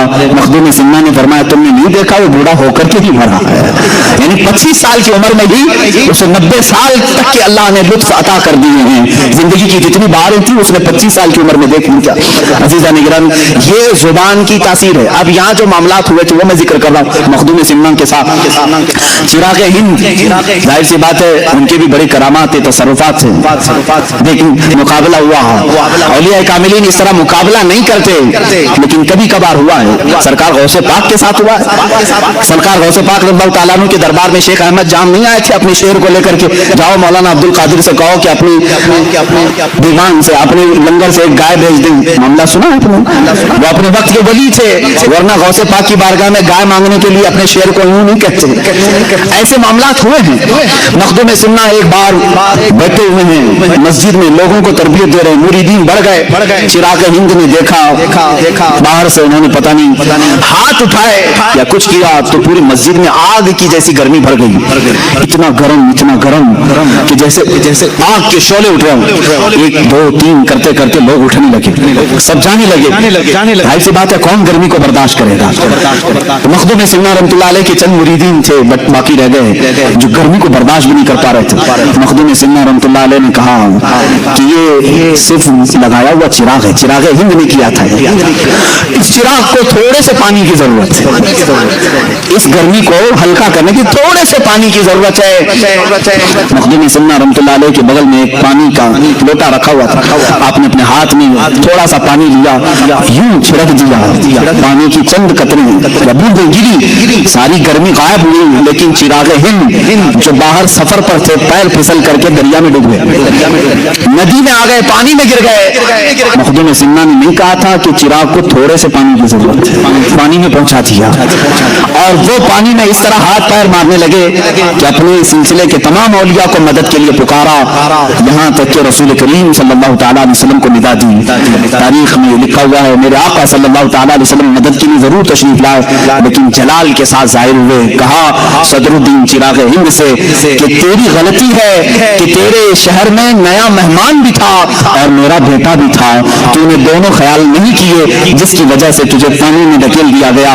حضرت چراغ ہند رحمۃ اللہ تعالیٰ علیہ نے اپنی ان تمام کوتاہیوں سے معافی طلب کی اور ان کے سلسلے کے جتنے اولیاء تھے, مشائخ تھے, وہ سب مخدوم سمنا کے پاس آئے ان کی درخواست لے کر کے کہ اے مخدوم اشرف آپ اس چراغ ہند کو معاف کر دیں, اگر آپ نہ معاف کریں گے تو اللہ کے نبی بھی انہیں نہیں معاف کریں گے. رسول کریم صلی اللہ تعالیٰ علیہ وسلم کی بارگاہ سے اس کے لیے ہم معافی کی طلبگار درخواست لے کر کے آئے ہیں. یہ سلسلے کے بڑے مشائخ کو دیکھا, ان کی روحیں آئی ہوئی ہیں. مخدوم سمنا رحمۃ اللہ تعالیٰ علیہ نے انہیں معاف فرمایا, وہ پانی سے باہر نکلے اور پھر میرے آقا سرکار مخدوم پاک کی قدموں میں تشریف لائے اور زندگی بھر پھر آپ کا احترام اور ادب بھی کرتے رہے. اولیاء کاملین کے زمانے میں ایسے حالات ہوئے, سرکار غوث پاک کی بارگاہ میں ایک معاملہ ایسا ہوا تھا, آپ نے منبر پر کھڑے ہو کر کے اعلان فرمایا میرا یہ قدم تمام اولیاء کی گردنوں پر ہے. سارے جو اولیاء تھے سب نے اپنی گردن جھکائی, بلکہ بعضوں نے کہا بل علی راسی و علی عینی, بلکہ ہماری آنکھوں پر بھی ہمارے سروں پر بھی اے غوث آپ کا قدم ہو. سرکار مفتی اعظم ہند نے یہ فرمایا یہ دل یہ جگر ہے, یہ آنکھیں یہ سر ہے, جہاں چاہو رکھو قدم غوث اعظم. اولیاء کاملین نے قبول کیا, لیکن اس زمانے میں ایک بزرگ تھے, ان کا بھی بڑا مشہور معاملہ تھا, لوگ ان کے ارد گرد بہت ہوتے تھے. انہوں نے کہا میں شیخ عبد القادر جیلانی کے قدم کو اپنی گردن پر نہیں محسوس کرتا, میں ان کے قدم کو نہیں مانتا. اتنا کہنا تھا, غوث پاک کی بارگاہ میں جب ان کے متعلق کہا گیا, آپ نے اعلان فرمایا اگر میرا قدم اس کی گردن پر نہیں ہے تو پھر کسی خنزیر کا ہوگا, کسی غلیظ جانور کا قدم ہوگا. اللہ کے ولی اور وہ بھی غوثیت ماپ سے نکلی ہوئی یہ زبان کی جملوں کو اور کلمات کو دیکھیں. ان کا حال ایسا ہوا کہ وہ ایک عورت کے عشق میں گرفتار ہوئے, خانقاہ چھوڑ دیا, مریدین چھوڑ دیے, اس لڑکی کے چکر میں آپ در بدر بھٹکتے رہے. ایک وقت ایسا آیا کہ وہ لڑکی عیسائی تھی, کرسچن تھی. اس کے باپ نے شادی کرنے کو رضامندی کا اظہار بھی کیا, لیکن ایک شرط پر کہ اس کے پالے ہوئے خنزیر تھے وہ چرانے پڑیں گے. انہوں نے چرایا بھی اور ایک دن خنزیر کے بچے کو اپنے گردن پر رکھ کر کے لا بھی رہے تھے. ان کے ایک مرید نے دیکھا جو اس وقت تک وابستہ تھے, باقی سب چھوڑ دیے تھے کیونکہ ایک عورت کے عشق میں یہ پیر اپنے خانقاہ چھوڑ دیا ہے. اس پیر نے رو کر کے کہا کہ سلطان غوث العظم دستگیر رحمۃ اللہ تعالیٰ علیہ کی زبان سے نکلے ہوئے کلمات میں نے دیکھ لیا, ان کا قدم اگر ان کی گردن پر نہیں ہے تو پھر خنزیر کا گردن پر ان کے قدم آ ہی گیا. اسی دن ان کو احساس بھی ہوا اور وہ وہاں سے دوڑے دوڑے غوثیت مآب میں حاضر ہوئے, توبہ کیا اور ان کی سلب کی ہوئی ولایت پھر واپس اللہ نے عطا فرمائی. عزیزان گرامی, اس طرح جو وقت کا غوث ہوتا ہے اس سے اگر کوئی ٹکر لیتا ہے تو اس کی تمام تر نعمتیں چھین لی جاتی ہیں. مخدوم سمنا رحمۃ اللہ تعالیٰ علیہ اپنے وقت کی غوثیت کے مقام پر فائز تھے. جنہوں نے بھی ٹکر لی ہے وہ ہمیشہ کے لیے خائب و خاسر ہوئے.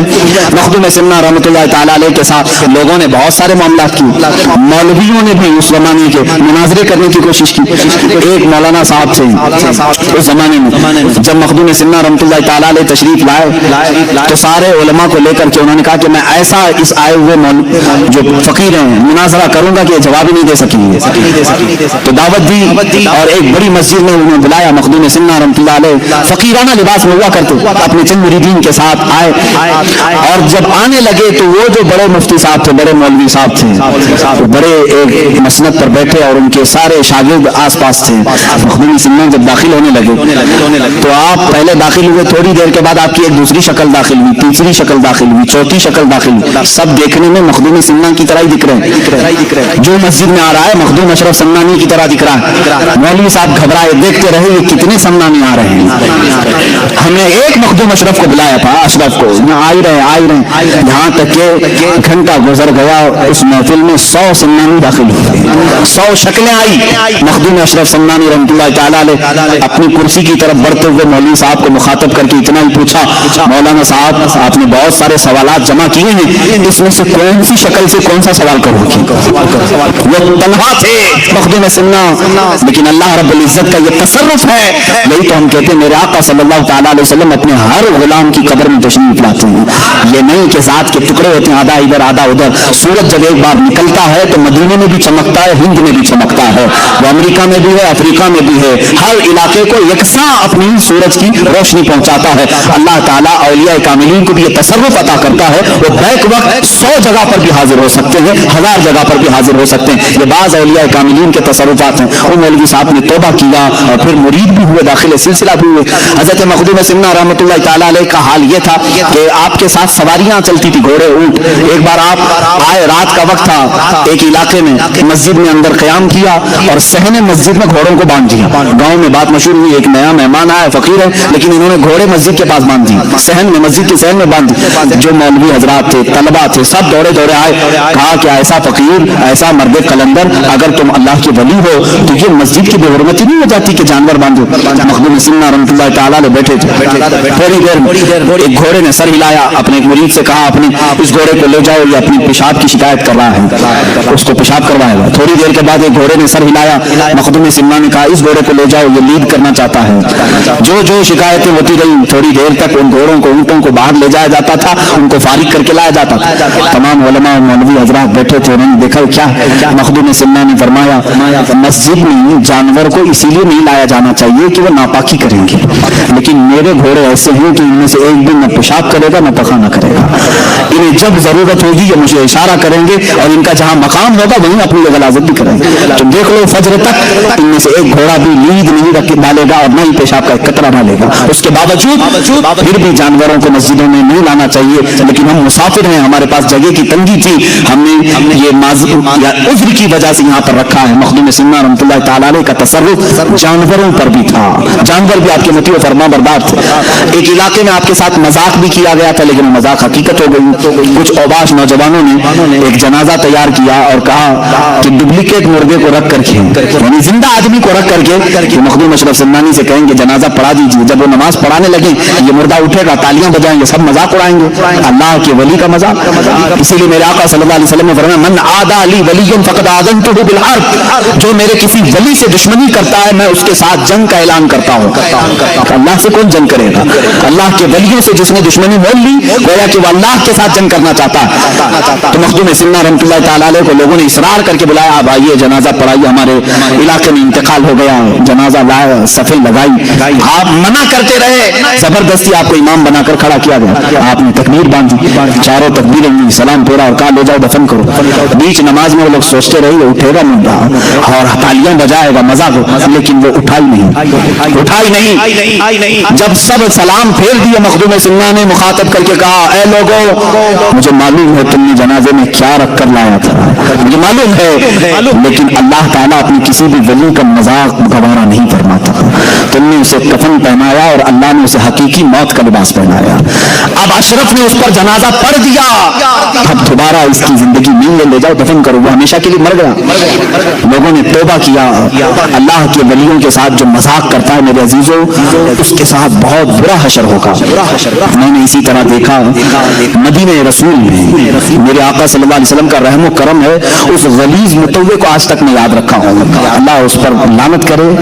जालियों के पास खड़ा है, हिंदुस्तानी पाकिस्तानी जो हुज्जाज आते हैं, मेरे आका की बारगाह में कहते हैं, दुहाई हो या रसूल अल्लाह, फरियाद हो या रसूल अल्लाह। हुजूर की बारगाह में ये पेश करते हैं। वहां मौजूद एक वादी मुतव्वे को गुस्सा आया, उसने कहा क्या रसूल से मांगते हो, क्या रसूल से मांगते हो, ये शिरक है। कहा हम रसूल से ना मांगे तो फिर किससे मांगे? अल्लाह से मांगते हैं, अल्लाह से मांगो।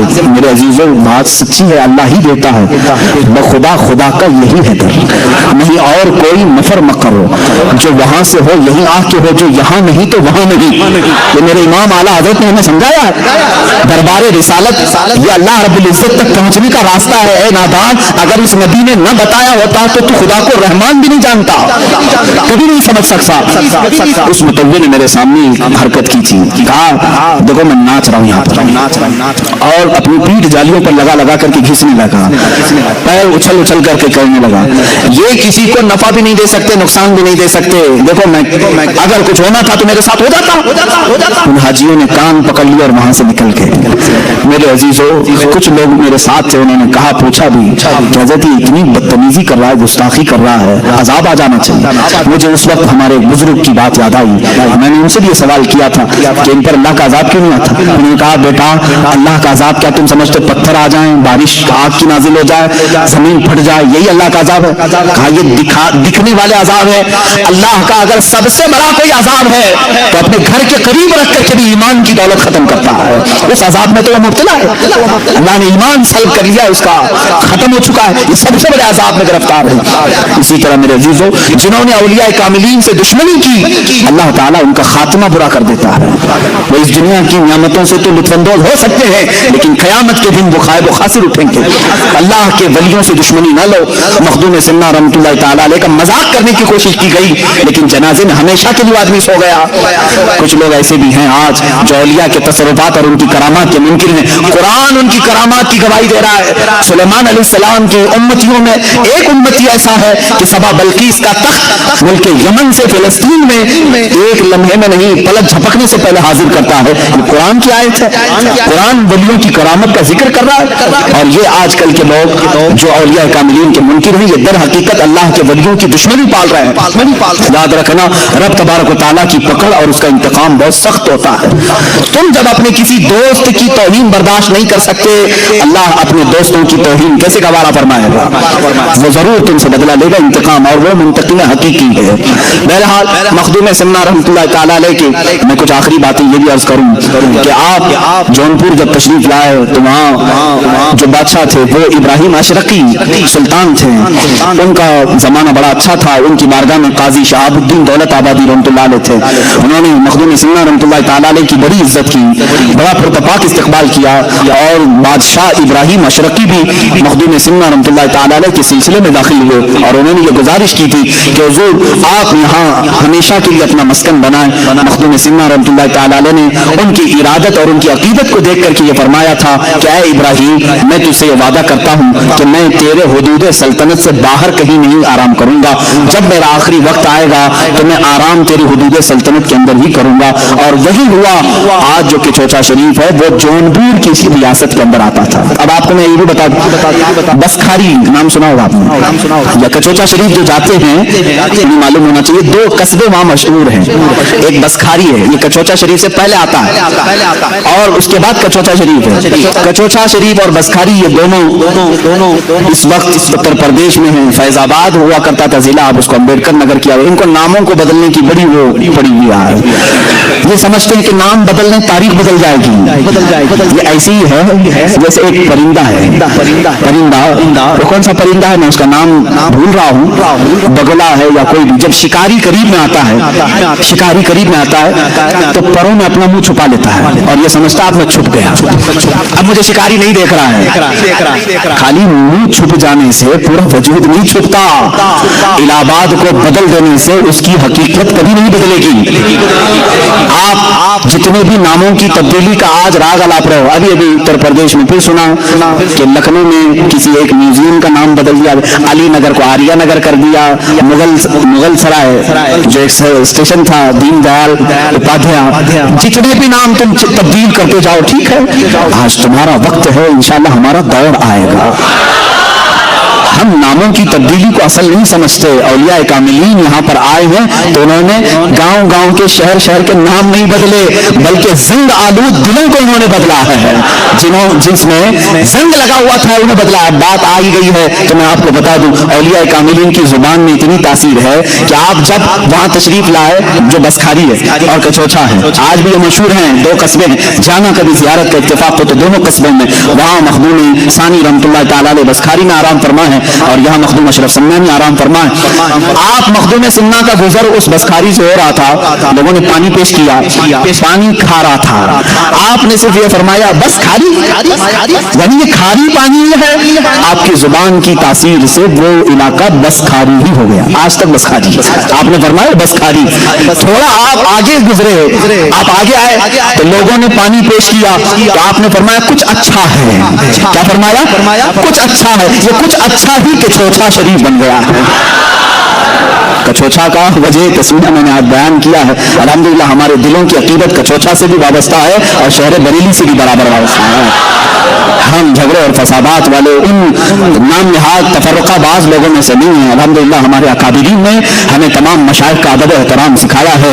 आज अगर कुछ लोग इस तरह की तकसीम के कायल हैं तो मैं उनकी तरदीद करता हूँ। एक तरफ मखदूम सिन्ना है और अगर एक तरफ आला हज़रत फाज़िल बरेलवी हैं, تو کبھی कंपेयर मत करना कि ये बुजुर्ग कौन है, ये बुजुर्ग कौन है। तुम्हारी हैसियत क्या है इन औलिया के मकाम को नापने की, इन औलिया कराम के मकामात को नापने की। आला हजरत फाजिल बरेलवी रजी अल्लाह ताला अन्हु वो हैं कि मखदूम सिन्ना से वाबस्ता हर शहजादे का अदब एहतराम फरमाते थे। हजरत मुहद्दिस आजम कचोचवी रहमतुल्लाह ताला अलैह को आपने जब भी दरसगाह पर रखा है, आला हजरत अल्लाह ताला अन्हु कभी कुर्सी पर नहीं बैठते थे, इसलिए कि मखदूम सिन्ना के ये आस्थाने से वाबस्ता शहजादा है। आला हजरत अल्लाह ताला अन्हु ने वहां का अदब सिखाया है। और कचोचा शरीफ के बुजुर्गान दी जो सादात किराम हैं, इन्होंने हमें कभी बरेली की नफरत नहीं डाली। सरकार कला मुख्तार अशरफ कचोचवी रहमतुल्लाह ताला अलैह सरकार मुफ्ती आजम हिंद रज़ियल्लाहु ताला अन्हु का अदब फरमाया करते थे। बल्कि मुहद्दिस आजम कचोचवी रहमतुल्लाह ताला अलैह हुजूर शेखुल इस्लाम मदनी मियां साहब क़िबला अदामल्लाहु इक़बालहु के वालिद माजिद हैं। शेखुल इस्लाम के वालिद माजिद मुहद्दिस आजम कचोचवी रहमतुल्लाह ताला अलैह आपने खुद आला अदब की फाज़ीलत में यूं फरमाया कि मैंने अपने ज़माने में वक्त के मुजद्दिद इमाम अहमद रज़ा खान फाजिल बरेलवी को देखा है, उनके कलम को अल्लाह ने गलतियों से महफूज कर लिया है। ये किसी और ने नहीं कहा कि छोटा शरीफ ने हमें यह सिखाया है। मेरे अजीजों, अगर कहीं नफरत आती है तो समझ लेना कि बीच में कोई शैतान दाखिल हो रहा है। हमने बरेली में कचोचा की मोहब्बत सीखी और कचोचा में जाकर बरेली की अजमत सीखी है।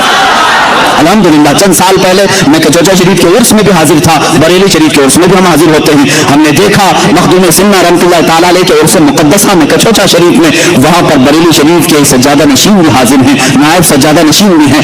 आला हज़रत के खानका के शहजादे यहाँ पर आए हुए हैं। और जब बरेली शरीफ के कुल शरीफ में देखा तो कचोचा के सादात भी यहाँ पर हैं। फिर हमने सोचा फिर आखिर ये जो माहौल में जो चंद लोग दिखते हैं ये कौन है, तो पता चला कि ये बीजेपी और कांग्रेस के वोट लेने वाले लोग हैं। इनका मशाइख से कोई ताल्लुक नहीं, ऊपर सब मामला सही है, यहाँ ये टुकड़ों पे पलने वाले लोगों के मामला हैं। इसीलिए मेरे अजीजों, इन मामला में हमेशा हमेशा अलर्ट रहो। इसलिए कि आप देखते हैं ये जय जय जय जय जय करते बीजेपी के झंडे लिए, जय जय जय जय करते कांग्रेस के झंडे लिए।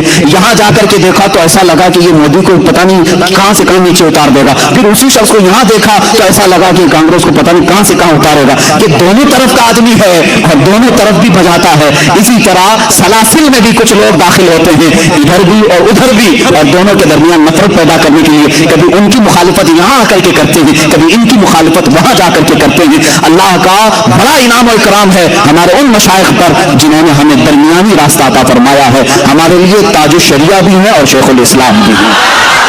अल्हम्दुलिल्लाह हम दरमियानी उम्मत है, अहले सुन्नत व जमात है और हम मशाइख का अदब एहतराम भी जाते हैं। कुछ अच्छा जिसको मखदूम सिन्नानी ने फरमाया वो आज क्या हो गया कि छोटा शरीफ। अब कुछ अच्छा नहीं, बहुत अच्छा है, बहुत अच्छा है। मखदूम सिन्ना रहमतुल्लाह ताला अलैह जिस जगह पर आराम फरमा। अब ये दो बातें मेरे मिजाज की है, मैं आपको बताऊंगा। बनारस तशरीफ ले गए, बनारस तशरीफ ले गए तो वहाँ एक योगी थे, जोगी थे।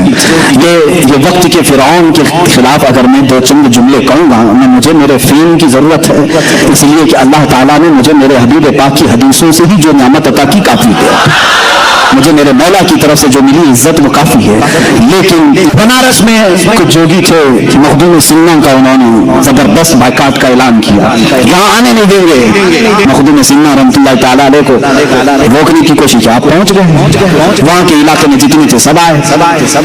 तो कुछ योगी आए, कुछ जोगी आए, उन्होंने कहा कि तुम अपना एक नया वो लेकर के आए, हमारे यहाँ एक खलबली मच जाएगी, फला होगा, तुम्हारा तरीका सही नहीं। मखदूम सिन्ना रहमतुल्लाह अलैह ने फरमाया अच्छा चलो ठीक है, तुम्हारा ही तरीका बताओ क्या है।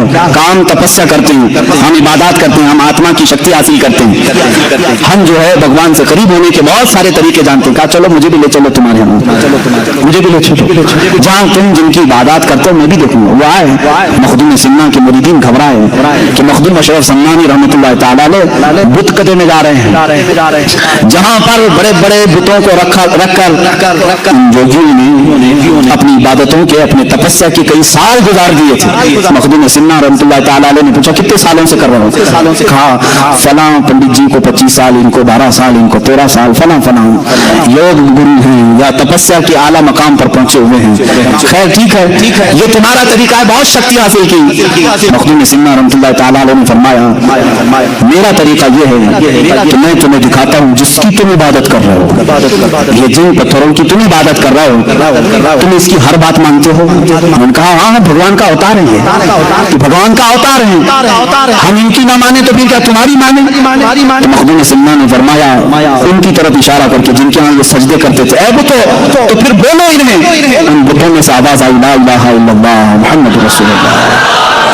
پتھر سے جب آواز سنی، یہ مخدوم سنہ کی کرامت مشہور ہے، ان کے حواس باختہ ہو گئے. سالوں سے ہم یہاں پر جوک کر رہے تھے، کبھی پتھر کو چلتے پھرتے بولتے سنتے نہیں دیکھا. مخدوم سنہ رحمۃ اللہ تعالیٰ علیہ نے فرمایا جس کی تم عبادت کر رہے ہو یہ در حقیقت خدا نہیں، یہ اعلان کر کے بتائے گا کہ اصل خدا کون ہے، جس کو اللہ نے پیدا کیا، جس خالق نے اسے بھی پیدا کیا. جیسی پتھر سے آواز آئی ان لوگوں نے بھی اسلام قبول کیا. مخدوم سنہ رحمۃ اللہ تعالیٰ علیہ کی اس کرامت کے وہ قائل ہوئے. اللہ کریم نے آپ کے ذریعے سے اس زمانے کے 5000 لوگوں کو دائرہ اسلام میں داخل کیا. تقریباً آپ کی زندگی پاک میں مخدوم سنہ رحمۃ اللہ تعالیٰ علیہ کی زندگی پاک میں جو روایات ہیں 1,10,000 کے قریب لوگ مشربہ اسلام ہوئے ہیں. آخری وقت آیا تھا، آخری وقت جب مخدوم سنہ رحمۃ اللہ تعالیٰ علیہ کا آپ کا چوچا شریف پہنچے، اور جہاں یہ آپ کی خانقاہ ہے آج، جہاں مزار مبارک ہے، میر شریف پانی کا ایک چھوٹا سا تالاب ہے. اولیاء کاملین کی ایک جماعت کو لے جا کر آپ مخدوم سنہ رحمۃ اللہ تعالیٰ علیہ اس تالاب کو کشائی یعنی کھدائی ہو رہی تھی. اور روایات میں یہ ملتا ہے کہ ہر کدال پر یہ اولیاء اکرام لا الہ الا اللہ کہتے اور کدال مارتے، اور اس کے بعد وہ پانی نکلا جس کو آج میر شریف کہتے ہیں. ہزاروں لاکھوں لوگ اس پانی سے آج بھی شفا حاصل کرتے ہیں. دوسری مشہور روایت یہ بھی ہے کہ اس میر شریف میں زمزم شریف لا کر کے بھرا گیا تھا، اور اس کا پانی آج تک دیکھنے میں میلا کچیلا گدیلا دکھتا ہے، لیکن آج تک یہ مشہور ہے. 808 ہجری سے 1442 ہجری آج ہونے کو آ رہی ہے. اتنے عرصے میں ہزاروں لاکھوں لوگ جن کو آسیب اور جنات پریشان کرتے ہیں وہ کچوچا شریف میں حاضر ہوتے ہیں، میر شریف کا پانی لیتے ہیں اور صحیح سلامت اپنے گھروں پر واپس لوٹتے ہیں. جن کو جنات پریشان کرتے ہیں وہ مخدوم سنہ رحمۃ اللہ تعالیٰ علیہ کی بارگاہ میں مقدمہ کرتے ہیں. یہاں ظاہر سی بات ہے میرے گھر پر کسی نے قبضہ کیا، میری پراپرٹی کسی نے ہڑپ لیا تو کورٹ کچہری میں ہم کیس کریں گے، لیکن جنات اگر کچھ کریں تو کہاں جائیں؟ یہ کورٹ والے بھی بھاگ جائیں گے. جنات کون چھڑائے گا؟ یہ الگ دنیا ہے، ان کی الگ طاقت ہے. اسی لیے جنات کا بھی جہاں فیصلہ ہوتا ہے وہ کچوچا مقدسہ مخدوم سنہ کی بارگاہ ہے. بزرگوں نے باضابطہ لکھا ہے. وہاں جب آپ پہنچے تو وہاں پر بھی ایک حال یہی تھا. لوگوں نے کہا کہ حضور یہاں پر بھی ایک یوگی ہیں، وہ بھی یوگ کر رہے ہیں اور 500 لوگوں کے ساتھ بیٹھے ہوئے ہیں، وہ اٹھنے کو تیار نہیں. مخدوم سنہ نے فرمایا ان سے کہو اب یہ ہمارا علاقہ ہے، ان سے کہو ابھی میرا آرام کی جگہ ہے. اس کے بعد جب لوگوں نے کہا تو وہ آسانی سے اٹھنے کو انہوں نے منع کیا، کہا کہ نہیں چلو اپنی اپنی طاقت آزما لیتے ہیں، جس کی طاقت غالب آئے گی وہ بیٹھے گا یہاں پر. مخدوم سنہ رحمۃ اللہ تعالیٰ علیہ نے فرمایا نہ میں اس کے مقابل میں نہیں جاؤں گا. تو لوگوں نے کہا کہ حضور وہ آپ کو چیلنج کر رہا ہے. کہا میرے دربار میں میرا ایک شاگرد ہے حضرت بہاؤالدین دولت آبادی رحمۃ اللہ تعالیٰ غالباً انہی کا نام آپ نے فرمایا. کہا کہ جاؤ اس سے بات کرو. تو انہوں نے کہا کہ وہ بہت بڑا پنڈت ہے، جادوگر ہے، جادو دکھاتا ہے. کہا تم جاؤ میرے نام سے جاؤ. حضرت مخدوم اشرف سنانی رحمۃ اللہ علیہ کا نام لے کر کے اترے. اس یوگی نے چونٹیوں کی فوج بنا کر کے بھیجی. چونٹیاں جہاں دیکھو چونٹیاں. یہ پہلی مرتبہ مرید اترے ہیں میدان میں مخدوم سنہ کے. آپ نے کہا اے اشرف زمانہ زمانی مدد نما. یہ مشہور ہے زمانے کے اشرف میری مدد. اتنا کہہ کر کے آپ نے پھونک مارا تو زمین پر کوئی چونٹی بھی نہیں کھلا لگی، کچھ بھی. پھر یوگی جی نے اپنے جادو سے شیر بنا کر کے دکھائے. جہاں دیکھو شیر گرراتے ہوئے ہیں. اب کیونکہ سلطان مخدوم اشرف سنانی رحمۃ اللہ علیہ کی اس مرید صادق کا قلب بہت مضبوط ہو چکا تھا. آپ نے صرف اپنے پیر سیدی اشرف جہانگیر رحمۃ اللہ علیہ کا نام لیا اور پھر اس سے کہا یوگی جی ڈپلیکیٹ شیروں سے اصلی شیر کا مقابلہ کیسے؟ یہ بناوٹی شیر ہے. جادو نظر بندی کو کہتے ہیں، حقیقت میں ہوتا نہیں، یہ 3D امیج ہے جو آج بھی ہو رہی ہے. جادوگری سے تم دکھا رہے ہو، ہر ایک طرف مقابلہ اصلی شیر سے کر رہے ہو. آپ نے صرف اپنا چہرہ صرف کھولا، دیکھا تو دور دراز تک کوئی شیر نہیں، سب کے سب غائب ہے. یوگی جی نے مان لیا کہ اب میرا جادو ناکام ہے. اتنے سالوں کی جو تپسیا ہے وہ ان فقیروں کے سامنے نہیں چلے گی. سیدھے آئے. کہا کہ تو کس کا آدمی ہے؟ کہا چل میں تو ایک شاگرد ہوں، اصل کے پاس لے جاتا ہوں. وہ یوگی جی آئے مخدوم اشرف سنانی رحمۃ اللہ تعالیٰ علیہ کے دربار میں. جیسے ہی دیکھا انہوں نے کہا آپ جس طاقت کو حاصل کیے ہیں क्या वो ताकत मुझे मिल सकती है? मैं बरसों से तपस्या कर रहा हूँ। मखदूम सिन्ना ने उसका हाथ पकड़ा और कहा पढ़ो ला इलाहा इल्लल्लाह मुहम्मद रसूलुल्लाह सल्लल्लाहु अलैहि वसल्लम। उसने पढ़ा और दूसरी ही लम्हे मखदूम सिन्ना रहमतुल्लाह तआला अलैहि ने विलायत का ताज उसे अता फरमाया, अपनी मुरीदीन में दाखिल किया। और जो वो तलब लेकर के आया कि बरसों से तपस्या करके जो ताकत नहीं मिली, मखदूम सिन्ना के हाथ में बैत से वो ताकत मिल गई। ये मखदूम सिन्ना है। ऐ मेरे अजीजों, सुल्तान जहांगीर मखदूम अशरफ सम्मानी रहमतुल्लाह तआला अलैहि के तज़किरे में जितने भी करूँ वो कम है। उनसे एक खल्के कसीर को नफा हुआ है। उनकी जिंदगी कितनी चीजों का संगम है। समनान से निकले थे, बचपन से मैंने आपके वाकयात सुनाए। जब आपकी उम्र मुबारक 97 साल की हुई, यानी 97 साल की, तब के छोटा शरीफ में आपने जिक्र अस्कार करना शुरू किया। अपने सामने ही आपने अपनी कब्र बनवाई, कब्र में उतर करके आपने किताब पूरी लिखी जिसको रिसाले कबरिया कहते हैं। वो अपने मुरीदीन को तलकीन की, मेरा अकीदा क्या है, मेरा मसलक क्या है, मेरा मजहब क्या है, और सबसे कहा मेरे बाद इसी पर तुम सबको गामजन रहना है, इसी पर पाबंद रहना है। आपके तकरीबन 40 खुलफा हुए और हजारों की तादाद में शागिर्द हुए। आपके सबसे बड़े खलीफा, सबसे अव्वल खलीफा और जानशीन सैयदना अब्दुल रज़ाक नूरुल ऐन रहमतुल्लाह तआला अलैहि, जो आपके मज़ार मुबारक के बगल में ही आज के चौचा शरीफ में आराम फरमा है। सैयदना अब्दुल रज़ाक नूरुल ऐन की ही औलाद मखदूम सिन्ना की औलाद कहलाई। मखदूम सिन्ना ने शादी नहीं फरमाई थी, आपने अपने भांजे अब्दुल रज़ाक नूरुल ऐन रहमतुल्लाह तआला अलैहि की औलाद को अपनी औलाद फरमाया। जैसे रसूल करीम सल्लल्लाहु तआला अलैहि वसल्लम की औलाद सैयदा कायनात फातिमा ज़हरा से चली, मखदूम सिन्ना की नस्ल आपके भांजे हज़रत अब्दुल रज़ाक नूरुल ऐन से चली। उन्हीं का ये सिलसिला चलते चलते इस सिलसिले अशरफिया में वक्त के अख्ताब, अब्दाल, औताब, मुजबा, शरफा पैदा हुए। अपने वक्त के अजीमुल मर्तबत उस बुजुर्ग का नाम मैं तुम्हें जिक्र करूं जिनको आला हज़रत अजीमुल बरकत रज़ियल्लाहु तआला ने भी अदब से नाम दिया, अशरफी मियां अली हुसैन अशरफी मियां रहमतुल्लाह तआला अलैह, जिनको आला हजरत अशरफी मियां कहा जाता है। जो सिलसिला अशरफिया के आला हजरत हैं, ये मखदूम सिन्ना रहमतुल्लाह अलैह की औलाद में से, यानी सैयदना अब्दुल रज़ाक नूरुल ऐन रज़ियल्लाहु तआला अन्हु की औलाद में से, उन्हीं की औलाद में से सिलसिला चला। मुख्तार अशरफ सरकार कलाम रहमतुल्लाह तआला अलैह, हज़रत सैयदना मुहद्दिस आज़म हिंद कचौचवी रहमतुल्लाह तआला अलैह, उस सिलसिले अशरफिया में आज भी कसीर उलमा मौजूद हैं। सादात जिस तरह मारहरा मुतहरा में इल्म और शरीयत और तरीकत का संगम आपको यहाँ नजर आता है, इसी तरह कचौचा शरीफ की खुसूसियत है कि इस खानकाह में आप देखेंगे इल्म शरीयत भी है और इल्म तरीकत भी है। आप यहाँ पहुंचेंगे तो खालिस ढोंगी सूफियों को नहीं देखेंगे। अल्हम्दुलिल्लाह आप सिलसिला अशरफिया की गद्दी संभालने वाले आज भी मौजूद उस अजीमुल मर्तबत शेखुल इस्लाम के पास जाएं जिन्होंने तफसीर अशरफी के जौहर निछावर किए हैं, कुरान अजीम की मजबूत और बेहतरीन महकम तफसीर बयान की है और जामे माकुलात व मंकुलात हैं। मेरे वालिद गिरामी हज़रत मौलाना मोहम्मद इब्न हसन अल्लाह उनकी कब्र पाक पर रहम फरमाए, मेरे वालिद गिरामी सैयदना शेखुल इस्लाम मदनी साहब किबला अदाम अल्लाह इक़बालहू के ज़माने तालिब इल्मी के आईनी शाहिद हैं। उस जमाने से जानते हैं जब जामिया अशरफिया मुबारकपुर में वो तालीम हासिल कर रहे थे, उस वक्त भी अपनी जमात के मुमताज उलमा में थे, सबसे अव्वल पोजीशन के थे। इसी तरह खानकाह में आज भी इल्म है। वहाँ के शहजादों को हमने देखा है, जामिया अज़हर मिस्र तक पहुंचे हैं, बगदाद तक पहुंचे हुए हैं। अल्हम्दुलिल्लाह ये किचौचा शरीफ की जो खानकाह है आज भी शरीयत और तरीकत दोनों का संगम है। मेरी दुआएं हैं मौला इन सादात का साया हमेशा कायम दायम रखे। और सिलसिला अशरफिया के कायद मिल्लत हज़रत सैयद महमूद अशरफ साहब मेरे गहरे इनसे ताल्लुकात हैं। कायद मिल्लत मुंबई तशरीफ लाते हैं, बड़ी मेहरबानियाँ, बड़ी इनायतें, बड़ी लुत्फ़अंदोज़ियाँ फरमाते हैं। अज़ीज़ान गिरामी, मैंने ये तारीख मखदूम सिन्ना की इसलिए जिक्र की कि हिंदुस्तान में आपको ये मालूम होना चाहिए कि जिस तरह सूफिया कामिलीन ने सुल्तान गरीब नवाज रहमतुल्लाह तआला अलैह ने तबलीग दीन फरमाई, ख्वाजा कुतुबुद्दीन बख्तियार काकी ने फरमाई, बाबा फरीदुद्दीन गंजे शकर ने फरमाई, हज़रत मखदूम साबिर कलेरी रहमतुल्लाह अलैह ने फरमाई, आला हज़रत ने फरमाई और दीगर औलिया कामिलीन ने। इसी तरह मखदूम किचौचा का एक बहुत बड़ा हिस्सा है तबलीग इस्लाम का। तकरीबन 75 साल मखदूम सिन्ना ने हिंदुस्तान को अता किए हैं। 75 साल वापस कभी सुल्तानियत के मर्तबे को और उस कुर्सी को नहीं हासिल करने की ख्वाहिश की जो सिन्नान में आप तर्क करके आए थे। 100 साल की उम्र पाक आई जब आप अपनी खानकाह में अपने खालिक हकीकी से जा मिले। अल्लाह रब्बुल इज्जत की बारगाह में हमेशा के लिए वो तशरीफ ले गए, लेकिन आज भी उनका मरकद अतहर लाखों ज़ायरीन के लिए मरजा खलाइक है।